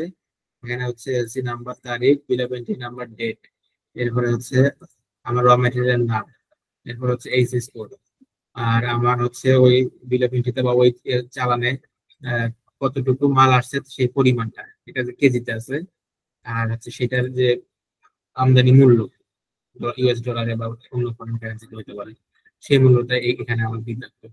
এরপরে হচ্ছে এই এই সংশ্লিষ্ট এলসি থেকে পূর্বে আমি ইউপি ইস্যু করছি, তো সেখানে কি পরিমাণ মাল আমি ব্যবহার করছি আমার হচ্ছে এই কলামে আমার সেটা দেখাইতে হবে। আচ্ছা, আহ, দেখানোর পরে হচ্ছে এখানে এই বর্তমান মজুদের পরিমাণ ও মূল্য এই কলামে এসে হচ্ছে এই সংশ্লিষ্ট এলসিতে এই র ম্যাটেরিয়ালটা পূর্ব ব্যবহারের পরে এখন বর্তমান আমার ওয়্যার হাউসে কতটুকু মজুদ আছে তার পরিমাণ এবং মূল্যটা আমার এখানে দেখাইতে হবে। এরপরে হচ্ছে এই ইউপিতে আমি যে এখন যে বর্তমানে ইউপিতে সাবমিট করতেছি, তো সেখানে আমার হচ্ছে সংশ্লিষ্ট ব্যাক টু ব্যাকের বা সংশ্লিষ্ট র মেটেরিয়ালটা কতটুকু আমি ইউজ দেখাচ্ছি সেই ইনফরমেশনটা, যেমন ধরেন এখানে কি এটা র মেটেরিয়াল নাম হচ্ছে 100% পলিশের টেক্সচার ইয়ার। তো আমি এই ইউপিতে বা এই কনভেনশনে আমার হচ্ছে কতটুকু ইউজ যাবে সেটার পরিমাণ এবং মূল্যটা আমি এখানে দেখাবো। আচ্ছা, এরপরে যদি অবশিষ্ট থাকে তাহলে থাকলো, আর যদি নীল হয়ে যায় তাহলে থেকে এখানে হচ্ছে অবশিষ্ট পণ্যের পরিমাণ ও মূল্যটা আমরা দেখা পাবো। আচ্ছা, এভাবে আপনার যদি আপনার 10টা র মেটেরিয়াল লাগতে পারে প্রোডাকশনে, 5টা লাগতে পারে, 2টা লাগতে পারে, আমার ওয়্যার হাউসে যতগুলা মাল আছে তার সবগুলার বিবরণ আমার এখানে থাকতে হবে। সেটা গেল। এরপরে হচ্ছে মজুদ সংক্রান্ত তথ্য। আচ্ছা, মজুদ সংক্রান্ত তথ্য মানে র মেটেরিয়াল মজুদ সংক্রান্ত তথ্য, মানে আপনার যে কাঁচামাল গুলো অনুমোদিত কাঁচামাল আছে, তো সেখানে আপনার হচ্ছে বাৎসরিক আমদানি প্রাপ্যতা কতটুকু আছে, এরপরে হচ্ছে আপনার গত মেয়াদের কোনো জের আছে কিনা, এরপর বর্তমান মেয়াদে এখন কতটুকু আমদানি করছেন, এরপর হচ্ছে আপনি আমদানির পরিমাণ সহ মজুদ, তার মানে আগের জের বর্তমান মেয়াদের আমদানি এই দুটার যোগফল হচ্ছে আমদানি পরিমাণ সহ মজুদ। এরপর হচ্ছে পূর্বে কতটুকু পরিমাণ আপনি ইউপি গ্রহণ করছেন বা প্রোডাকশন করছেন তার অ্যামাউন্ট এখানে থাকবে। এরপর হচ্ছে বর্তমান কাঁচামালের মজুদ, মানে আপনার ওয়্যার হাউসে এখন বর্তমানে কতটুকু কাঁচামাল টোটাল মজুদ আছে তার পরিমাণটা এখানে উল্লেখ থাকবে। আর আপনি সংশ্লিষ্ট মানে যে ইউপি নিয়ে কাজ করতেছেন সেই ইউপি কতটুকু আপনি ব্যবহার দেখাচ্ছেন তার পরিমাণটা থাকবে। আর এই ইউপি ইস্যু হওয়ার পরে আপনার কতটুকু মালামাল ওয়্যার হাউসে মজুদ থাকবে সেই পরিমাণটা এখানে মেনশন করতে হবে। এই গেল হচ্ছে মজুদ সংক্রান্ত তথ্য। তাহলে হচ্ছে এই 8 নাম্বার আর 9 নাম্বারের মধ্যে পার্থক্য হচ্ছে এখানে হচ্ছে সংশ্লিষ্ট ব্যাক টু ব্যাক এলসি অনুযায়ী আপনার হচ্ছে বিল অফ এন্ট্রি অনুযায়ী ইনফরমেশন গুলো থাকবে, আর 9 নাম্বারে হচ্ছে আপনার কাঁচামালের নাম অনুযায়ী ইনফরমেশন গুলো থাকবে। এটা হচ্ছে ছোট একটা পার্থক্য। আচ্ছা, এরপরে 11 নম্বর পয়েন্ট, 10 নম্বর হচ্ছে এককালীন বন্ডিং ক্যাপাসিটি। আচ্ছা, এককালীন বন্ডিং ক্যাপাসিটিটা কি? এককালীন বন্ডিং ক্যাপাসিটিটা হচ্ছে আপনি আপনার ওয়্যার হাউসে প্রত্যেকটা ওয়্যার হাউস বলতে কি একটা বড় একটা ঘর যার মধ্যে মালামাল থাকে। তো এই ওয়্যার হাউসের মধ্যে আপনি সর্বোচ্চ কতটুকু মাল রাখতে পারবেন সেই জিনিসটাই হচ্ছে বন্ডিং ক্যাপাসিটি। তো বন্ডিং ক্যাপাসিটিটা সাধারণত আপনার হচ্ছে ওয়্যার হাউসের ধারণ ক্ষমতা আর একটা ক্যালকুলেশন আছে, ওই অনুযায়ী নির্ধারণ হয়। তো এটা এসআরও আছে, আমি একটু দেখাই তাহলে বিষয়টা ক্লিয়ার হয়। এককালীন বন্ডিং ওটা হচ্ছে ক্যাপাসিটিটা কি? হ্যালো, ওটা হচ্ছে আপনার যে জি বলেন। প্রাপ্য ভাগের 1 ভাগ, অথবা আপনার ক্যাপাসিটির 30% মনে হয় বেশি মতো। না, আপনার আংশিক ঠিক বলছেন। সেটা হচ্ছে আমদানি প্রাপ্যতা। আপনার হচ্ছে গত বছর আপনার যে পরিমাণ পারফরমেন্স ছিল বা আপনার রপ্তানিতে যে পরিমাণ কাঁচামাল আমি ব্যবহার করছেন। বন্ডিং ক্যাপাসিটির কথা বলছি, এককালীন বন্ডিং ক্যাপাসিটি থাকবে আপনার, যদি যে প্রাপ্যতা পাবেন তার 3/1 ভাগ। হ্যাঁ, তার কথা হবে 3/1 অথবা ওয়্যার হাউসের, প্রথমত হচ্ছে ওয়্যার হাউসের ক্যাপাসিটি কত, আর আপনার হচ্ছে আহ আমদানি প্রাপ্যতা 3/1, এর মধ্যে যেটা কম সেটা হচ্ছে এককালীন বন্ডিং ক্যাপাসিটি।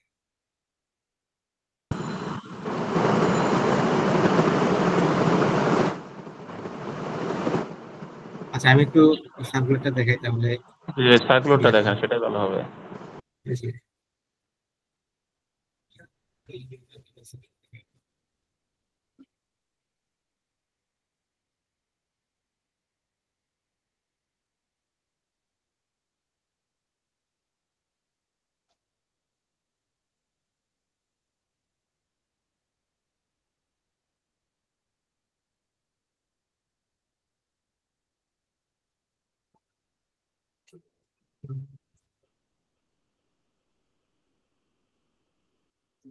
সময় লাগতেছে।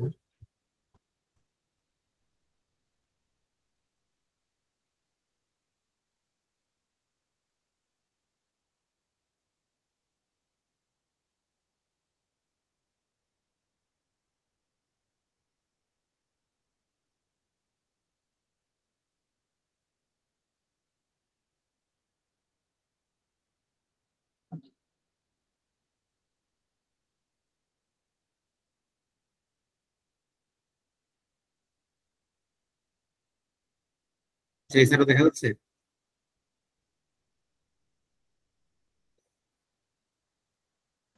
জি ভাই, আচ্ছা, দেখা এখানে যাচ্ছে। দেখেন, এই যে 15 নম্বর পয়েন্টে দেখেন ওয়্যার হাউসে একটা ইউনিট মজুদ। আচ্ছা, ওয়্যার হাউসে একটা ইউনিট বা বন্ডিং বন্ডিং ক্যাপাসিটি সেম জিনিস। আচ্ছা, কোন সময় ওয়্যার হাউসে এককালীন এককালীন মজুদ কাঁচামালের পরিমাণ নির্ধারিত বার্ষিক আমদানি প্রাপ্যতা 1/3 অথবা গুদামের অনুমোদিত ধারণ ক্ষমতা, এই দুইয়ের মধ্যে যাহা কম তাহা বেশি হইবে না। তার মানে কি, আপনার বার্ষিক আমদানি প্রাপ্যতা ধরেন 100 টন আছে, বা 90 টন আছে, তাহলে 90 টনের 1/3 কত, 30 টন।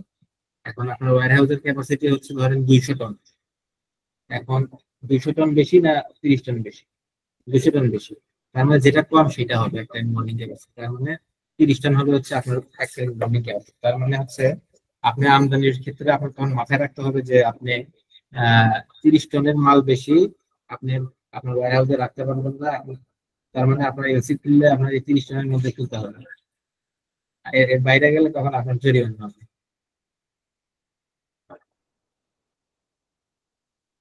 এটা হলো এককালীন বন্ডিং ক্যাপাসিটি। আচ্ছা, আমদানি প্রাপ্যতা কি? আচ্ছা, আমদানি প্রাপ্যতা হচ্ছে অনুমোদিত মেশিনের বার্ষিক উৎপাদন ক্ষমতা অনুযায়ী এবং কাঁচামাল ব্যবহারের পরিমাণ বিবেচনা পূর্বক বহন সুবিধায় আমদানিযোগ্য কাঁচামালের পরিমাণ। তার মানে হচ্ছে আপনার ফ্যাক্টরিতে যে মেশিন ইনস্টল করা আছে, তো এটার তো একটা প্রোডাকশন ক্যাপাসিটি আছে। তো সেই প্রোডাকশন ক্যাপাসিটি বিশ্লেষণ করে সংশ্লিষ্ট অফিসাররা আপনার মেশিনের ক্যাটালগ বিভিন্ন কিছু বিশ্লেষণ করে একটা উৎপাদন ক্ষমতা, একটা বাৎসরিক একটা উৎপাদন ক্ষমতা নির্ধারণ করে। তো আপনার ওই উৎপাদন ক্ষমতা অনুযায়ী আপনি বহন সুবিধায় কতটুকু কাঁচামাল আমদানি করতে পারবেন একটা বছরের মধ্যে, সেটাই হচ্ছে আমদানি করা।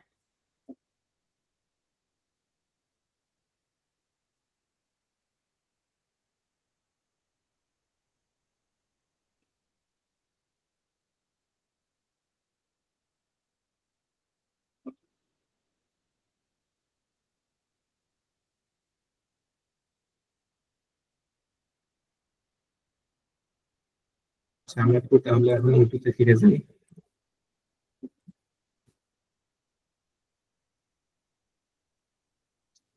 সেই ইউপি কে দেখা যাচ্ছে?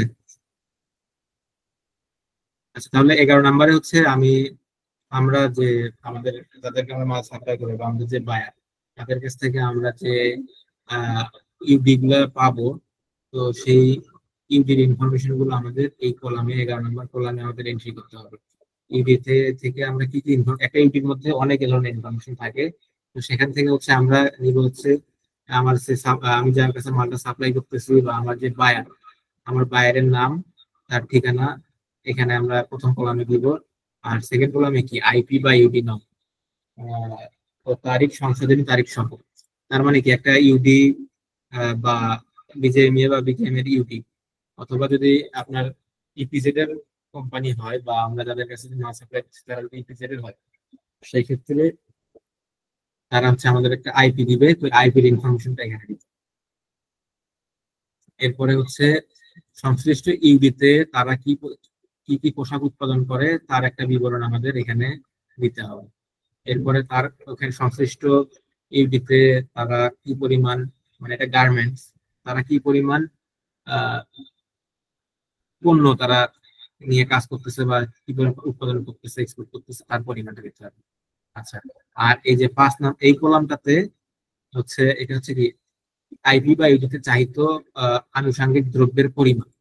তার মানে আমাদের কাছ থেকে তারা কি গ্রহণ করতেছে কিংবা কি ফিনিশ গুড নিচ্ছে, কি প্রোডাক্ট নিচ্ছে, সেটার নাম, তার মেজারমেন্ট, তার কোয়ান্টিটি, সব বিষয় ইউডি অনুযায়ী এখানে আমার এন্ট্রি দিতে হবে। আচ্ছা, তাহলে আমরা তাহলে মোটামুটি একটা ইউপিতে আমার হচ্ছে ইউপি করতে আমার কি কি লাগতেছে, একটা ব্যাক টু ব্যাক এলসি লাগতেছে, মানে সাপ্লায়ারের কাছে ব্যাক টু ব্যাক এলসি লাগতেছে, প্রোফাইল ইনভয়েস, আমাদের প্রোফাইল ইনভয়েস থাকতে হচ্ছে সাথে। এরপর হচ্ছে তার সংশ্লিষ্ট ইউডিটা আমার লাগবে। এরপর হচ্ছে তাহলে আমরা একটা এলসির সাথে আমার এই ইউপি, এটা একটা ড্রাফট ইউপি, তো এই ইউপিটা আমি একটু ক্রস চেক দেই বা আমাদের একটা দেখাই, তাহলে বুঝতে সুবিধা হবে। আচ্ছা, আমরা এই 2 নম্বরে ব্যাক টু ব্যাকটা নিয়ে একটু কাজ করি।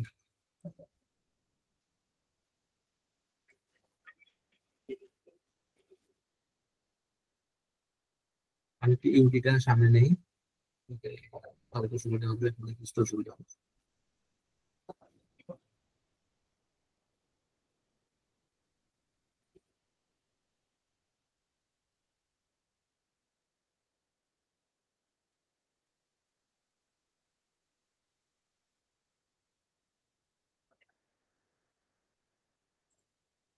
আচ্ছা, কারো কোনো প্রশ্ন থাকলে জিজ্ঞেস করে।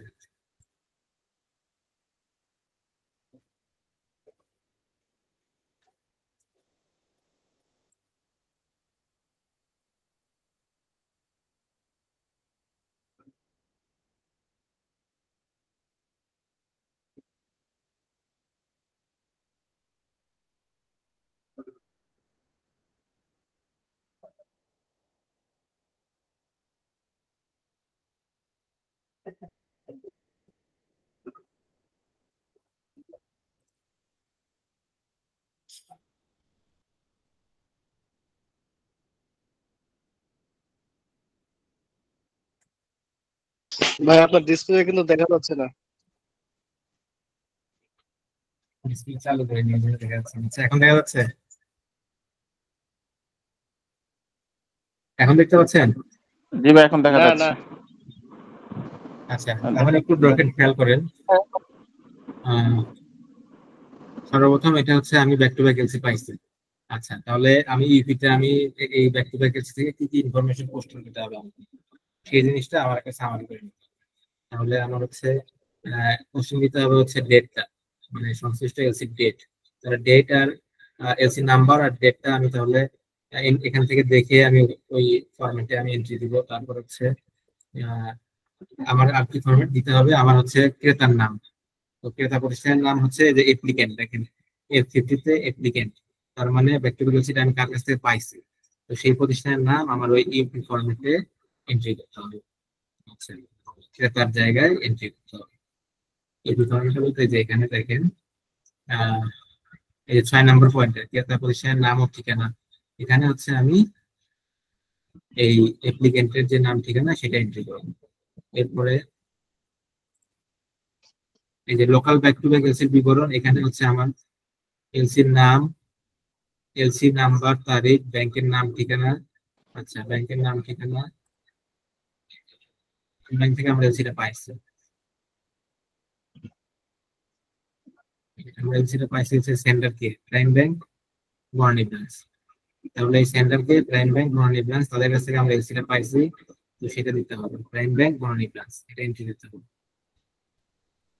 তারপর হচ্ছে আমার ডেট অফ শিপমেন্ট, সবচেয়ে ইম্পর্টেন্ট যে জিনিসটা, date of shipment, latest date of shipment, এই জিনিসটা আমার ইউপিতে এন্ট্রি দিতে হবে। এবং মাথায় রাখতে হবে, আমি যখন একটা ইউপি রেডি করবো, অবশ্যই ইউপি এই 10 তারিখের 48 ঘন্টা পূর্বে আমাকে ইউপিটা রেডি করে কাস্টমসে সাবমিট করতে হবে।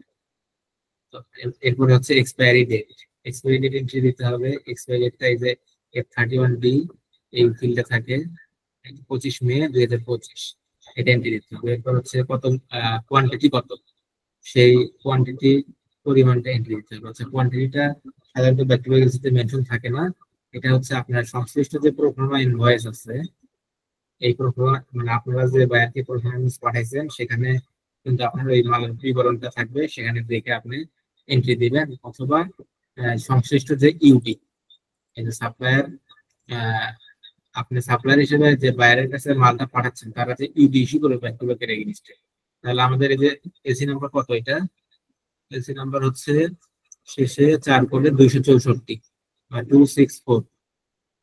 তো আমরা যখন ওই ইউডিটা পাবো, তো ইউডিতে আমরা সর্বপ্রথম দেখবো হচ্ছে এই যে ব্যাক টু ব্যাক এলসির বিবরণ। এই দেখেন, সাপ্লায়ার যে আপনাকে, সরি বায়ার যে আপনাকে ইউডি দিছে, ওই ইউডির মধ্যে ব্যাক টু ব্যাক এলসির বিবরণে যা দেখবেন যে আপনার এলসি নাম্বারটা আছে কিনা, এই যে 264, এটা হচ্ছে আমাদের সেই এলসি। এবং এখানে টোটাল ভ্যালু মেনশন থাকবে, এটা আপনি মিলাই নেবেন যে ভ্যালু সবকিছু ঠিকঠাক আছে কিনা, ইনফরমেশন এটা মিলাই নিতে হবে। তো এই ভ্যালুটা আমার হচ্ছে পোস্টিং হবে। এবং আমি দেখবো হচ্ছে আমার অ্যাক্সেসরিজ বা আমি যে মালামাল সাপ্লাই দিব, সেই মালামালটা সঠিকভাবে মেনশন করা আছে কিনা। তোমার মন ছাড়া তুমি জানতো। ভাই আপনার কথা বুঝি নাই, একটু আবার বলবো।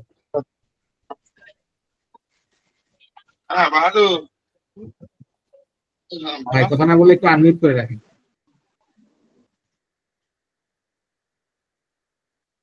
আচ্ছা, তো তাহলে এখানে দেখবেন যে অ্যাক্সেসরিজ পার্টে এই যে আমি সাপ্লায়ার নেম, মানে হচ্ছে আমরা যে সাপ্লাই করবো মালটা, আমার কোম্পানির নামটা থাকবে। এবং আমার যে ফিনিশ গুড তার বিবরণটা থাকবে, এসএস কোড, এরপর হচ্ছে কমার্শিয়াল ডেসক্রিপশন, এবং সবচেয়ে ইম্পর্টেন্ট হচ্ছে এখানে সাইজটা, সাইজটা অবশ্যই এই ভিতরে মেনশন থাকতে হবে। মেনশন না থাকলে অনেক সময় অফিসার কনভেনশন অ্যাক্সেপ্ট করবে না, তারা আপনার ইউপিটা আটকে যাবে। এই জন্য সবসময় খেয়াল রাখবেন আহ, তারা যেন অবশ্যই এখানে আপনার হচ্ছে আপনার প্রোডাক্টের যে স্পেসিফিকেশন, সাইজ, মেজারমেন্ট, এটা যেন সঠিকভাবে এখানে এন্ট্রি করে। আর এটার উপর বেসিস করে আপনার হচ্ছে কনজাম্পশনটা দাম, এবং আপনার কোয়ান্টিটি কতটুকু মাল সরবরাহ করতেছেন, এই বিষয়গুলো আপনি হচ্ছে প্রাথমিকভাবে ইউটি পাওয়ার পরে আপনার ব্যাক টু ব্যাক রেসিট আছে কিনা ইউটিতে, এবং থাকলে আপনার যে মালামাল সাপ্লাই করবেন সেই সকল ইনফরমেশন গুলা আপনার হচ্ছে এখানে সঠিকভাবে দিতে হবে। এই জন্য নির্ভুলভাবে একটা ইউডি পাওয়ার জন্য আপনার এন্ড থেকে আপনি যে কাজগুলো করতে পারেন, সেটা হচ্ছে আপনি যখন একটা ব্যক্তিগত কিছু হাতে পাবেন, বা ধরেন আমি পাইলাম আমার হাতে, আমি কি করি, আমি সর্বপ্রথম হচ্ছে আমি সাপ্লায়ার বায়ারকে একটা মেল দিব, সংশ্লিষ্ট ডিপার্টমেন্টে যিনি কাজ করে তাকে, এবং পারলে যার মার্চেন্ডাইজিং ডিপার্টমেন্ট তাদের উপস্থিতিতে রাখবেন মেইলে, রেখে একটা মেইল করবেন যে আপনার back to back LC number mention করবেন, ডেট মেনশন করবেন, মেনশন করবেন, এবং আপনার যে প্রোডাক্টের যে বিবরণ, সেই জিনিসগুলো ইউবিতে কিভাবে থাকতে হবে দিয়ে আপনি একটা মেইল করে দিলেন, তাহলে হচ্ছে যিনি ইউবি নিয়ে কাজ করবে তার জন্য অনেকটা ইজি হয়ে যায়। তখন তিনি এখান থেকে কপি পেস্ট মেরে ইউবিতে এন্ট্রি দিতে পারেন, তাহলে ভুলো সম্ভব থাকে না। তো আমি সাধারণত কোনো ব্যাক টু ব্যাক পাওয়ার পরে আহ, যেহেতু একটা অফিসিয়াল রেকর্ড থাকলো, প্লাস আপনার কাজটা নির্ভুল ভাবে হয়, সেজন্য আমি একটা সাধারণত মেইল দেবো।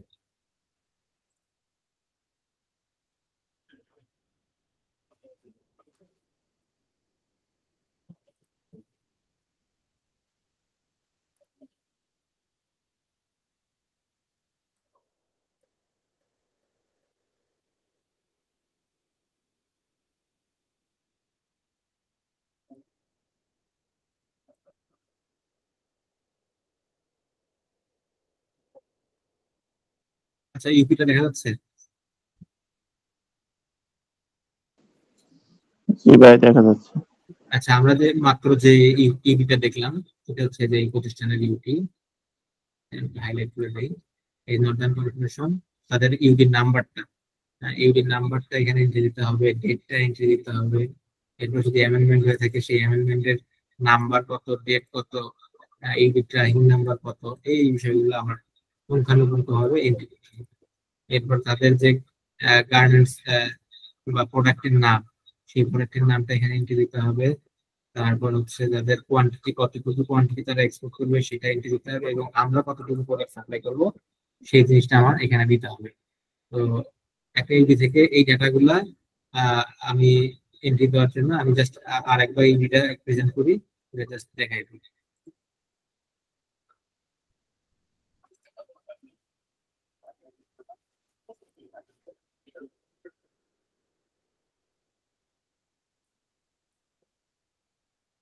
আচ্ছা,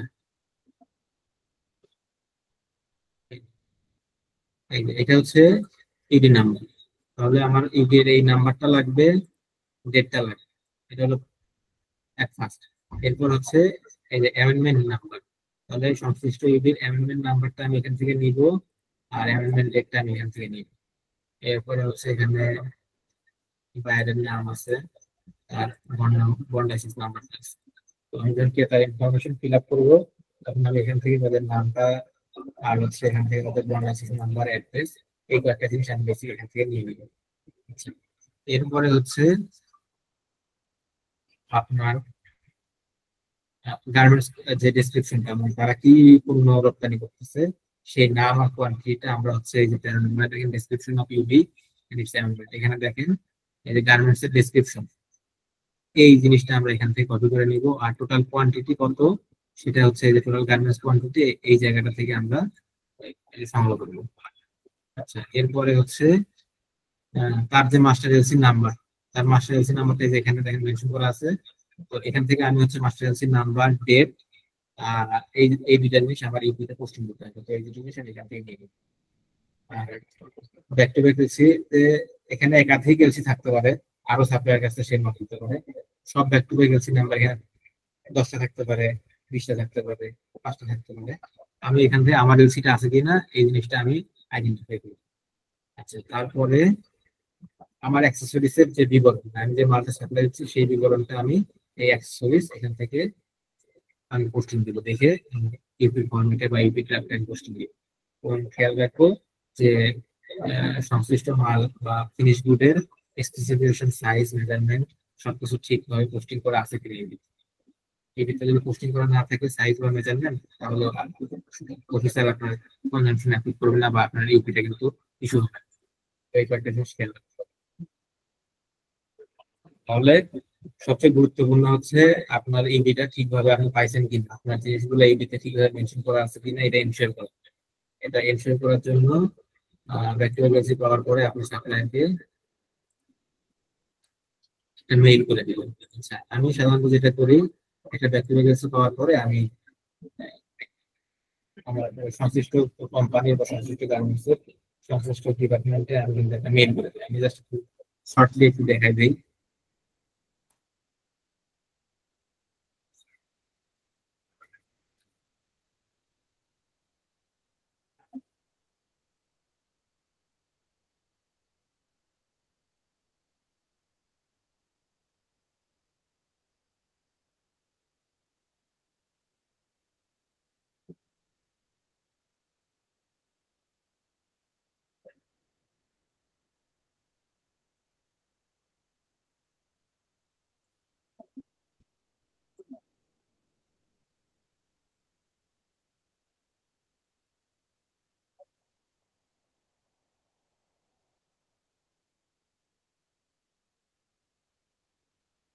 মেইলটা কি দেখা যাচ্ছে?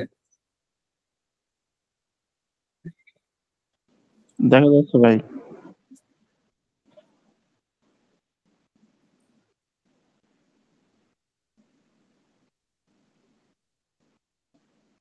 আচ্ছা, আমি আমি যেটা করি, ফার্স্ট এলসি পাওয়ার পরে আমি হচ্ছে আমাদের যে এই বায়ার কোম্পানির যে ইউডি ডিপার্টমেন্ট, সেখানে একটা মেইল করি। তো মেইলে বেসিক যে জিনিসগুলো আমি মেনশন করি সেটা হচ্ছে আমার, দেখেন, এলসি নাম্বারটা মেনশন করি, যে আপনার এলসি নাম্বারটা কত, এলসি নাম্বারটা মেনশন করি, এলসি ডেট, এলসি অ্যামাউন্ট। এরপর হচ্ছে তার যে মাস্টার এলসি রেফারেন্স, কারণ দেখা যায় একটা কোম্পানির একাধিক মাস্টার এলসি নিয়ে কাজ রানিং থাকতে পারে। তো আপনার কাজটা দ্রুত ইউডিটা পাওয়ার জন্য আমি হচ্ছে আমার মাস্টার এলসি নাম্বারটা, তাদের যে মাস্টার এলসি নাম্বার সেটা মেনশন করে দিই। এরপর হচ্ছে আহ, আপনার যে কমার্শিয়াল ডেসক্রিপশন, মানে আপনার ইউডিতে আপনার পণ্যের যে বিবরণ কিভাবে থাকবে, তো আমি পিআই অনুযায়ী সেই জিনিসটা এখানে এন্ট্রি করে, মানে এইভাবে মেনশন করে দিই, যে সাইজ, মেজারমেন্ট, এরপর হচ্ছে আপনার কোয়ান্টিটিটা কতটুকু, এই জিনিসটা মেনশন করে দিই। তো আপনি যখন একটা মেল দিয়ে দিবেন, তার মানে কি আপনার একটা অফিসিয়াল রেকর্ড থাকলো, প্লাস সাথে সাথে তার ভুল হওয়ার সম্ভাবনা অনেকটাই কমে যায়।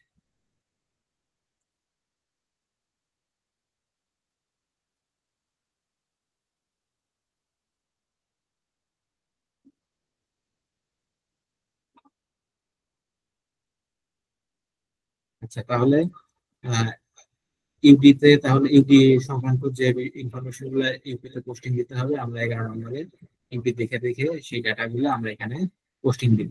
আমি সর্বোচ্চ 5টা কোম্পানির ব্যক্তিগত দিতে পারবো, তার মানে সর্বোচ্চ আমি 5টা ইউপির ইনফরমেশন এখানে পোস্টিং দিতে পারবো। আচ্ছা, তো এই ক্ষেত্রে যারা আবার হচ্ছে ইপিজেড মাল সাপ্লাই করেন, তাদের হচ্ছে আইপির ইনফরমেশন দিতে হবে। তো আইপি সম্পর্কিত যে তথ্যগুলো থাকবে, আমরা সেগুলো হচ্ছে এন্ট্রি করবো। বেসিক্যালি আইপি নাম্বার মেনশন করলেই হয়, আর সাথে আপনার যে ইনভয়েস নাম্বার, যে কি মালামাল সাপ্লাই করবেন ইনভয়েস থেকে, সেই নাম্বারটা মেনশন করতে হবে।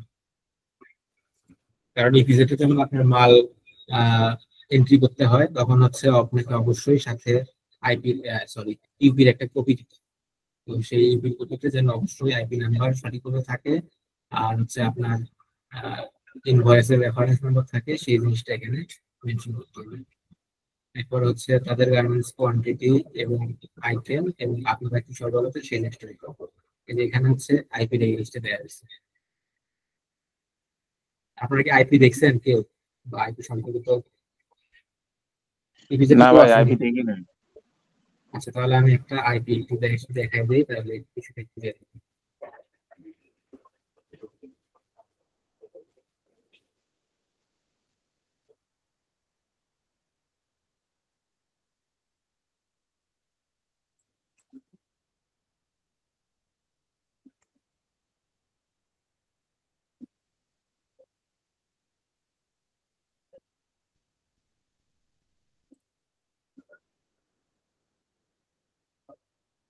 দেখা যাচ্ছে? জি ভাই, দেখা যাচ্ছে। আচ্ছা, এটা হচ্ছে একটা ইনপুট পারমিট বা আইপি। এটা হচ্ছে আপনার হচ্ছে ইপিজেড কর্তৃপক্ষ বা বেজাল, ওনারা হচ্ছে এটা ইস্যু করে। আচ্ছা, আইপি থেকে কি ইনফরমেশন থাকে, দেখেন, নেম অফ দ্য কোম্পানি, মানে আপনি কাকে মাল সরবরাহ করছেন তার নাম থাকবে, ঠিকানা থাকবে। ইপিজেড এটা যেমন আদিম এটার একটা প্রতিষ্ঠান। আচ্ছা, এখন এখানে place of loading, place of loading মানে মালটা কই থেকে লোড হবে, এখানে সাধারণত আমাদের ফ্যাক্টরি, মানে আমরা যেখান থেকে মালটা পাঠাবো সেখানে অ্যাড্রেসটা থাকে। তো এখান থেকে আপনার মোস্ট ইম্পর্টেন্ট যে জিনিসটা, সেটা হচ্ছে আপনি মিলাই নেবেন যে আপনার প্রতিষ্ঠানের নামটা ঠিকভাবে আছে কিনা, ঠিকানাটা ঠিকভাবে আছে কিনা। তারপর হচ্ছে ইনভয়েস ভ্যালু, মানে আপনি যে মালামাল সাপ্লাই করবেন তার ইনভয়েস ভ্যালুটা সঠিকভাবে এন্ট্রি করা আছে কিনা, সঠিকভাবে পোস্টিং করা আছে কিনা। এরপরে হচ্ছে আপনার যে মালামাল বিবরণটা ঠিকভাবে আছে কিনা, ধরেন আপনি যে মালটা সাপ্লাই করেন, আপনার যে ফিনিশ গুড, সেই মালটার নাম, measurement, HS code, quantity, weight, এই সবগুলো বিষয় সঠিকভাবে আছে কিনা। এবং আপনার এলসি নাম্বার, এখানে দেখেন এলসি নাম্বার আছে, মানে আপনার যে ব্যক্তিগত এলসি নাম্বার দিচ্ছে অথবা সেলস কন্ট্যাক্ট এটা জিনিসটা দিতে পারে। তো এই জিনিসটা মিলাই নেবেন যে ডাটাটা ঠিক আছে কিনা। তো বেসিক্যালি এই আপনার হচ্ছে কোম্পানির নাম, ঠিকানা, ইনভয়েস ভ্যালু, এরপর হচ্ছে আপনার ফিনিশ গুডের ডিসক্রিপশন, এইচএস কোড, কোয়ান্টিটি, এরপর হচ্ছে নেটওয়ার্ক, এই তারপর ব্যাকটেরিয়া এলসি বা সেলস কন্ট্যাক্ট নাম্বার, এই জিনিসগুলো আইপির মধ্যে মেনশন করা থাকে। এটাই হচ্ছে একটা আইপি। তো এই জিনিসগুলো দেখে আপনি ইউপিতে পোস্ট করবেন, এখান থেকে জাস্ট দেখবেন এবং এক্স্যাক্টলি ইউপিতে পোস্ট করবেন।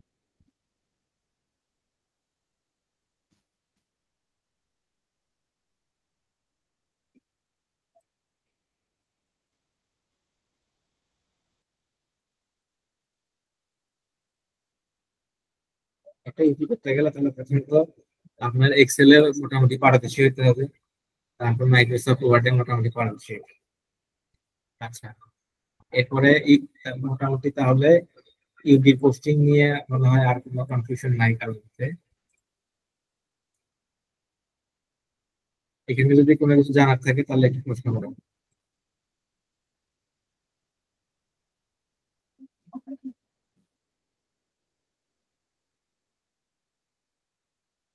আচ্ছা, তাহলে পরবর্তী পার্টে যাই। পরবর্তী পার্টটা হচ্ছে সবচেয়ে ইম্পর্টেন্ট, এটা হলো কনজাম্পশন। আচ্ছা, কনজাম্পশন হচ্ছে আহ, যে মালটা আমরা সাপ্লাই করতেছি, তো এই মালটা উৎপাদন করতে আমার সংশ্লিষ্ট কি কি র মেটেরিয়াল আমার আমরা ব্যবহার করবো এবং সেটা কতটুকু পরিমাণ ব্যবহার করতে পারবো, এই হিসাবটাই হচ্ছে এখানে এই কলাম, এখানে হচ্ছে এই সফটটাতে মেনশন করতে হবে। তো এই পার্টটা হচ্ছে সবচেয়ে ইম্পর্টেন্ট। এবং আহ, আচ্ছা, ধরেন এই কারণে নিট কম্পোজিট এখানে আমরা দিচ্ছি, সাপ্লাই দিচ্ছি হচ্ছে নিট ইলাস্টিক 5 cm সাইজের 1,25,000 গজ। তাহলে এই নিট ইলাস্টিক 1,25,000 গজ উৎপাদন করতে আমার কি কি র মেটেরিয়াল লাগে, তো এটা এখন আমার হচ্ছে ক্যালকুলেশন করে বের করতে হবে।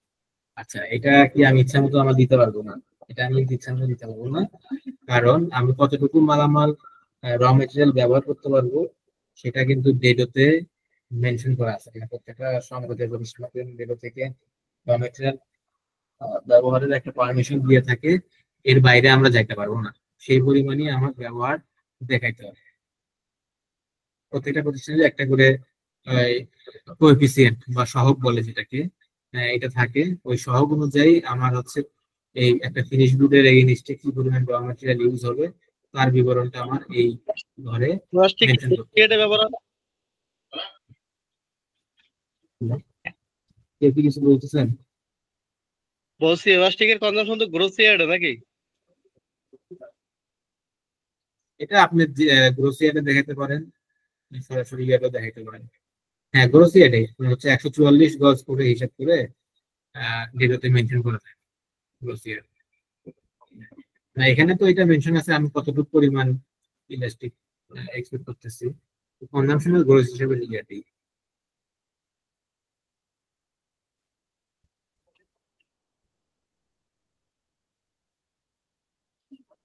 তো এই পার্টটা থাকে হচ্ছে আপনার হচ্ছে তাহলে ওই কি কি র মেটেরিয়াল, যেমন আমার এই নিট ইলাস্টিক করতে আমার র মেটেরিয়াল আছে দুইটা, একটা হলো পলিস্টার টেক্সচার ডিএম আর একটা হচ্ছে ভলকানাইজড রাবার। হ্যাঁ, তো এটাতে করতে যে আমার কি পরিমাণ একক পড়তি কি পরিমাণ র মেটেরিয়াল লাগছে আমার সেই জিনিসটা আমি এখানে ক্যালকুলেশন করে বের করে দিচ্ছি। এরপর হচ্ছে টোটাল কতটুকু মানে নেট ওয়েট টোটাল কতটুকু লাগবে র মেটেরিয়াল সেই জিনিসটা, আর ডেটোতে হচ্ছে আপনার কতটুকু মেনশন করা আছে। একটু কনফিউজিং, আমি বিস্তারিত আলোচনা আসতেছি পরে। এরপরে হচ্ছে ওয়েস্টেজ, মানে আপনার অনুমোদিত যেটা সহগ অনুযায়ী কতটুকু ওয়েস্টেজ সংশ্লিষ্ট র মেটেরিয়াল এই জিনিসটা আছে সেই জিনিসটা দিতে হবে। এরপরে হচ্ছে ওই রেশিও অনুযায়ী, ওয়েস্টেজের রেশিও অনুযায়ী কেজিতে কতটুকু হয় সেই পরিমাণটা এখানে ক্যালকুলেশন করে দিতে হবে। তার মানে হচ্ছে আপনার হচ্ছে প্রতি গজে কতটুকু র মেটেরিয়াল লাগবে সেই জিনিসটা এখানে শো করতে হবে, দেখাইতে হবে। তারপর হচ্ছে টোটাল কতটুকু নেট ওয়েট মানে নেট কতটুকু আপনার লাগতেছে মানে ওয়েস্টেজ ছাড়া টোটাল এই 1,25,000-এর জন্য সেই কোয়ান্টিটিটা এখানে এই ঘরে আসবে। আর যেটাতে হচ্ছে আপনার প্রতি কেজি এই প্রতি কেজি বা প্রতি গজ মানে 140 গজ উৎপাদনের জন্য কতটুকু দেয়া আছে সেটা এখানে এন্ট্রি দিতে হবে। আর ওয়েস্টেজের যে মাত্রাটা বা কত পার্সেন্ট সেই জিনিসটা হচ্ছে মূলত অপচয় rate। আর এই যে পরিমাণটা এখানে দিতে হবে, আর অপচয় সহ মোট কতটুকু আপনার র মেটেরিয়াল লাগবে সেই পরিমাণটা হচ্ছে আপনার এই কলামে অপচয় সহ ব্যবহৃত মোট কাঁচামাল এখানে আপনার হচ্ছে আসবে।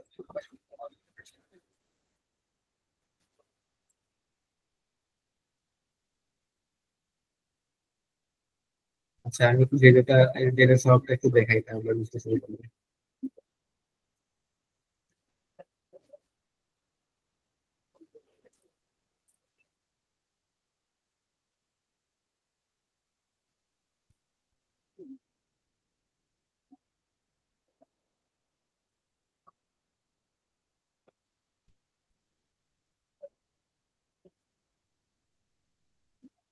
স্ক্রিন থেকে দেখা যাচ্ছে?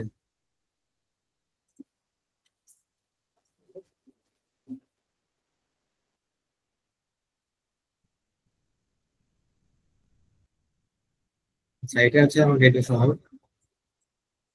আচ্ছা, এখানে আমাদের যে finish good, name of product, আমার যে ফিনিশ গুড আছে সেই ফিনিশ গুডের সেই ইনফরমেশনটা থাকবে। এরপর এটা উৎপাদনে আমার র মেটেরিয়াল কি কি ব্যবহার হবে তার একটা চার্ট এখানে কিন্তু আছে। এরপরে ইউনিটটা মানে আমার র মেটেরিয়ালটা আমি ব্যবহার করবো কোন ইউনিটে ব্যবহার করবো, সেটা কেজিতে, গ্রামে, কোনটা গ্রামে থাকতে হবে, কোনটা পাউন্ডে থাকতে হবে, সে সে মেনশন থাকে। এরপর হচ্ছে কনজাম্পশনের ক্ষেত্রে আমি যখন কনজাম্পশন করব তখন সেই ক্ষেত্রে আমি নেট কতটুকু ব্যবহার করতে পারবো, ওয়েস্টেজ কতটুকু, গ্রোস কতটুকু, সেটা কিন্তু এই ডেটাতে মেনশন থাকে। আমি চাইলেও এর বাইরে যাইতে পারবো, গেলে কিন্তু আমার ইউপিটা এখন হবে।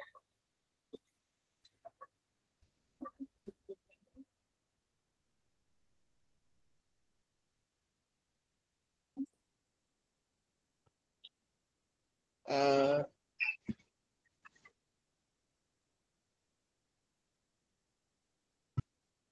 ভাই ইউপি সিবিএমএস সম্বন্ধে যদি কিছু বলেন সেটা উপকার হয়, কারণ ম্যানুয়াল ইউপি কম বেশি আমি মনে করি সবাই বোঝে মনে হয়, মানে আমার মত যেটা বুঝি, কিন্তু সিবিএমএস ইউপি যদি বোঝানো চাও সেটা একটু বেটার হবে। বুঝিনি আপনার কথাটা, একটু আবার বল। বলছি সিবিএমএস এ যে অনলাইন বুঝাইতে পারতেছেন? উনি অনলাইন ইউপির কথা বলতেছে। ভাই অনলাইন ইউপি আপনার হচ্ছে ম্যানুয়াল ইউপি সম্পর্কে যদি ক্লিয়ার ধারণা না থাকে, আপনি অনলাইন ইউপি ভালোভাবে করতে পারবেন। তো বেসিক্যালি এটা হচ্ছে একটা বেসিক ধারণা দেওয়ার জন্য এটা আহ, এটা শেষ হলে পরবর্তীতে অনলাইন ইউপি নিয়ে কাজ করবে। আচ্ছা দেখেন, এখানে আমরা ইলাস্টিক জিনিসগুলো ইলাস্টিক।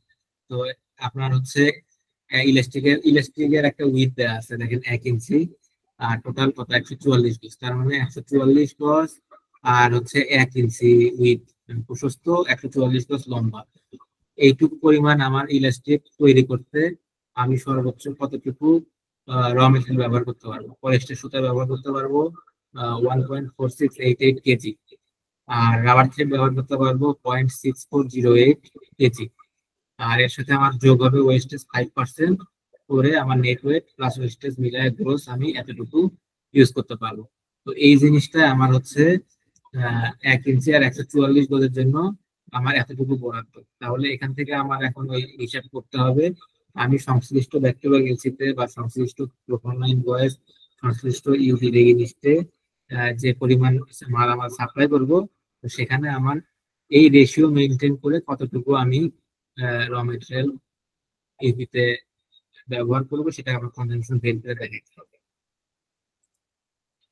আমরা ইউপিতে যাই।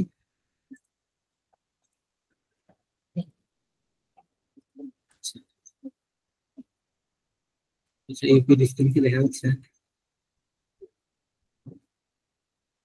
আচ্ছা, তো এখন আমরা একটু দেখি তাহলে এই যে নিউক্লিয়াসটিক ফার্স্ট সিএম 1,25,000 গজ, এইটা উৎপাদন করতে আমাদের যে সহগ অনুযায়ী নির্ধারিত যে কনজাম্পশন কতটুকু বা কিভাবে আমরা বের করি সেই জিনিসটা আমরা দেখতে হবে। এটা হচ্ছে আমার কনজাম্পশন শিট, দেখা যাচ্ছে? আচ্ছা, এই যে আমি কনজাম্পশন শিটে দেখেন, প্রথমে হচ্ছে আমার ওই কার্বন কম্পোজিট, তাদের হচ্ছে আমরা সাপ্লাই করবো হচ্ছে নিট ইলাস্টিক 5 সিএম 1,25,000 গজ। তো তাহলে 1,25,000 গজ 5 সিএম সাপ্লাই করতে আমাকে কতটুকু সুতা বরাদ্দ, সুতা আমি ব্যবহার করবো সেই কনজাম্পশনটা কিন্তু এখানে দেখাইছে, দেখেন 100% পলিস্টার টেক্সচার ডিয়ান। তাহলে আমার হচ্ছে 1,25,000, এটার উইথটা কতটুকু 5 সিএম, তাহলে 5 সিএম ইন্টু 1,25,000 ইন্টু হচ্ছে এই যে এখানে আমার হচ্ছে ডেবিটে প্রতি 144 গজের ক্ষেত্রে আমার বরাদ্দ ছিল কতটুকু 1.4688। তো আমি সেই জিনিসটা দিয়ে মাল্টিপল করলাম, আর যেহেতু আমার হচ্ছে ইঞ্চিতে ছিল প্রশস্তটা, কিন্তু আমি এখানে কি করছি, আমার এখানে দিছি হচ্ছে সিএমএ। তো তাহলে আমার এই সিএমটা ইঞ্চিতে কনভার্ট করতে গেলে আমার এখানে 2.54 দিয়ে তখন আমার হচ্ছে ভাগ দিতে হবে। 2.54 সমান সমান 1 ইঞ্চি, এটা দিয়ে ভাগ দিতে হবে। আর আমার লেন্থ কতটুকু বরাদ্দ ছিল, 144 গজ। এই 144 গজ দিয়ে আবার ভাগ দিতে হবে। তার মানে আমার হচ্ছে টোটাল যে আমার লেন্থটা থাকবে সেটা গজে থাকতে পারে, মিটারে থাকতে পারে। টোটাল লেন্থ মাল্টিপল আমার মালের যে উইডটা সেটা মাল্টিপল, আর আমার ডেটাতে কতটুকু মেনশন আছে নেট ওয়েট সেটা, সেটাতে গুণ দেওয়ার পরে আমি কিটা ভাগ দিব। যদি ইঞ্চিতে থাকে তাহলে 1 হবে, যদি সিএমএ থাকে তখন আমার এখানে 2.5 করতে ভাগ দিতে হবে। আবার সেটাকে 144 দিয়ে ভাগ দিতে হবে। এটাই হচ্ছে কনজাম্পশনের ফর্মুলা। তাহলে এটা আমি এখানে রেফারেন্স ফর্মুলা অনুযায়ী দিয়ে দিচ্ছি, দেখেন ইকুয়াল টু ব্র্যাকেট দিয়ে এই যে 1,25,000 into 5 into 1.4688 bracket close divide by 2.54 into 144 এতে ভাগ দিচ্ছি, তাহলে আমার নেটওয়ার্কটা বের হলো। আচ্ছা, নেটওয়ার্ক বের হওয়ার পরে আমার এখন ওয়েস্টেজ ক্যালকুলেশন করতে হবে। ওয়েস্টেজ আমার কতটুকু, আমার ওয়েস্টেজ হচ্ছে 5%। তো 5% আমার হচ্ছে টোটাল ওয়েটটা কত হবে, নেট ওয়েট প্লাস 5%। এটাও আমি এখানে ফর্মুলা দিয়ে দিছি। E7 হচ্ছে এই যে আমার নেট ওয়েটটা ইনটু এই যে 5%, 5 ডিভাইড বাই 100 প্লাস E7 মানে নেট ওয়েট। তার মানে হচ্ছে আমার net weight plus wastage 5% equal to total weight. এখন হচ্ছে আমার আরেকটা বিষয় বের করে দেখাতে হবে, সেটা হচ্ছে ইউজ পার ইউনিট, মানে প্রতি কেজিতে আমি কতটুকু র মেটেরিয়াল, প্রতি গজে আমি কতটুকু র মেটেরিয়াল ব্যবহার করি। তাহলে এখানে হচ্ছে আমি এই যে এখানে যে 1,25,000 আর এই যে নেট ওয়েট এটাকে ভাগ দিব, দিলে আমার হচ্ছে ইউনিট ইউজ পার ইউনিট প্রতি কেজিতে প্রতি ইয়ার্ডে আমি কতটুকু ব্যবহার করবো সেই জিনিসটা আমি বেরিয়ে আসবে।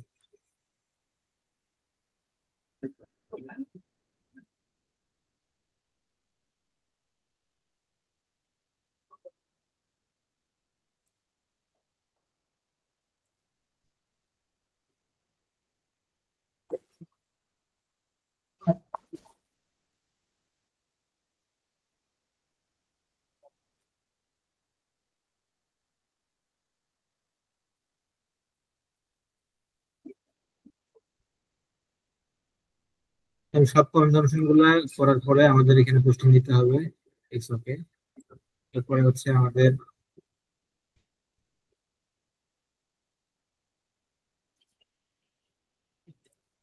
এভাবে আমার প্রত্যেকটা ব্যক্তিগত এই জিনিসটা কনজাম্পশন করে নিতে হবে। করে নেওয়ার পরে আমার হচ্ছে একটা টোটাল টানতে হবে যে আমি প্রত্যেকটা ওষুধ কতটুকু ব্যবহার করলাম, তারপরে র মেটেরিয়াল কোনটা কতটুকু ব্যবহার করলাম, এটা আমি একটা সামারি করে নিব টোটাল।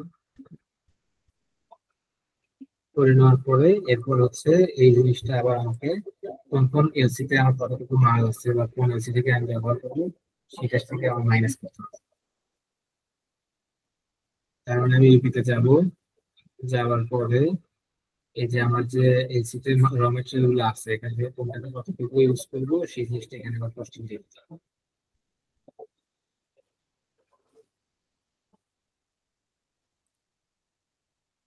আচ্ছা, এরপরে 13 নম্বর পয়েন্টে যে আমরা কোন র মেটেরিয়াল টোটাল কতটুকু ব্যবহার করছি সেটার পরিমাণ আর হচ্ছে মূল্যটা এখানে মেনশন করতে হবে।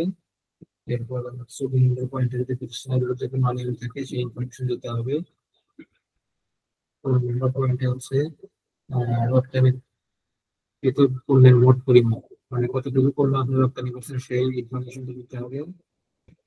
এরপরে হচ্ছে রপ্তানি মূল্য, আপনি এই ইউপিতে কতটুকু, মানে টোটাল 5টা ব্যক্তিগত এজেন্সির বিপরীতে কি পরিমাণ মার্কিন ডলার বা কি পরিমাণ কারেন্সি, ফরেন কারেন্সি আপনি এক্সপোর্ট করতেছেন তার পরিমাণ দিতে হবে।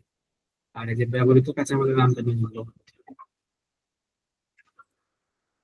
এখানে হচ্ছে আপনি যে প্রোডাকশন করতেছেন বা যে পরিমাণ র মেটেরিয়াল ইউজ করবেন সেখানে তার আমদানি মূল্য কতটুকু ছিল এই জিনিসটা মেনশন করতে হবে।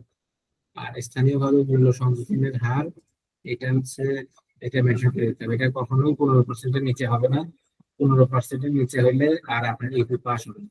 আচ্ছা, এটা হচ্ছে আপনার এই রপ্তানি মূল্য থেকে আমদানি মূল্য মাইনাস করার পরে তাকে আবার হচ্ছে আমদানি মূল্যতে ভাগ দিয়ে 100 দিয়ে গুণ দিতে হবে, দিলে হচ্ছে আপনার স্থানীয় মূল্য মূল্যের ভাগটা চলে আসবে।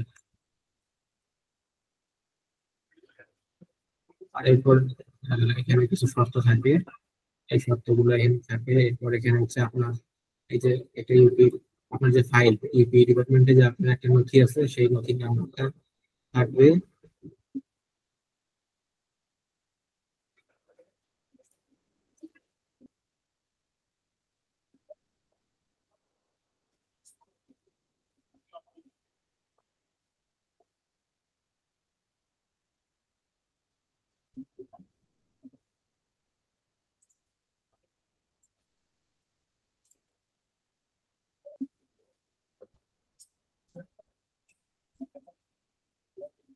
বেসিক্যালি এই জিনিসগুলো থাকে।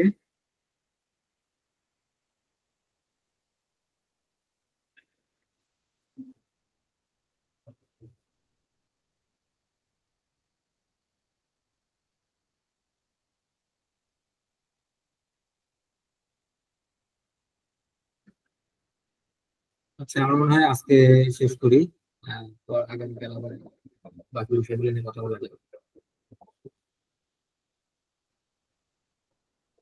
ঠিক আছে, একদিনে আবার বেশি দিলে পরে আবার দেখা যাবে।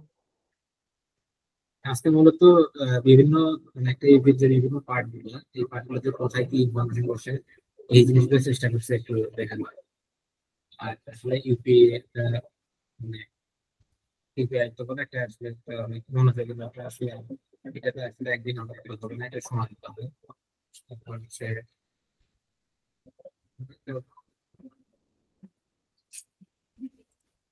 একটা ইউপি ইস্যু করতে আপনার প্রাথমিকভাবে বিভিন্ন বিষয়ে নলেজ গেদার করতে হবে। অ্যাক্টিভাইজেশন সম্পর্কে একটা ভালো ধারণা থাকতে হবে, এরপরে ইউডি সম্পর্কে একটা ভালো ধারণা থাকতে হবে। তারপরে আপনার যে জিনিসগুলো এটা তৈরি করতে আপনার যে ডেটা থেকে কি করে র মেটেরিয়াল কনজাম্পশন আইটেমের এই জিনিসটি কত, এটা সম্পর্কে ভালো ধারণা থাকতে হবে। তারপরে আপনার হচ্ছে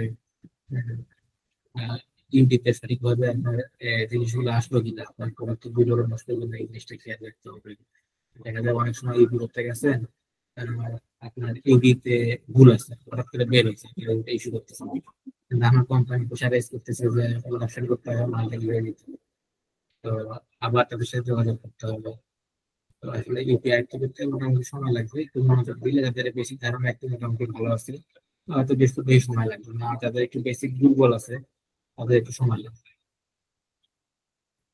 কিছু তারপরে অসম্ভব কিছু না। আহ, আশা করি চেষ্টা করবো সবকিছু পাঠার জন্য। আচ্ছা, আমরা তাহলে আগামীকাল ইনশাল্লাহ কন্টিনিউ করবো। আর এই ভিডিওটা আমি শেয়ার করে দিব। আর আমি হচ্ছে কিছু ফাইল আপনাদের দিয়ে দিই, যেমন ইউপির ফরম্যাটটা দিয়ে দিচ্ছি, আর তারপর হচ্ছে বন্ড রেজিস্টারের ফরম্যাটে দিয়ে দিচ্ছি। আর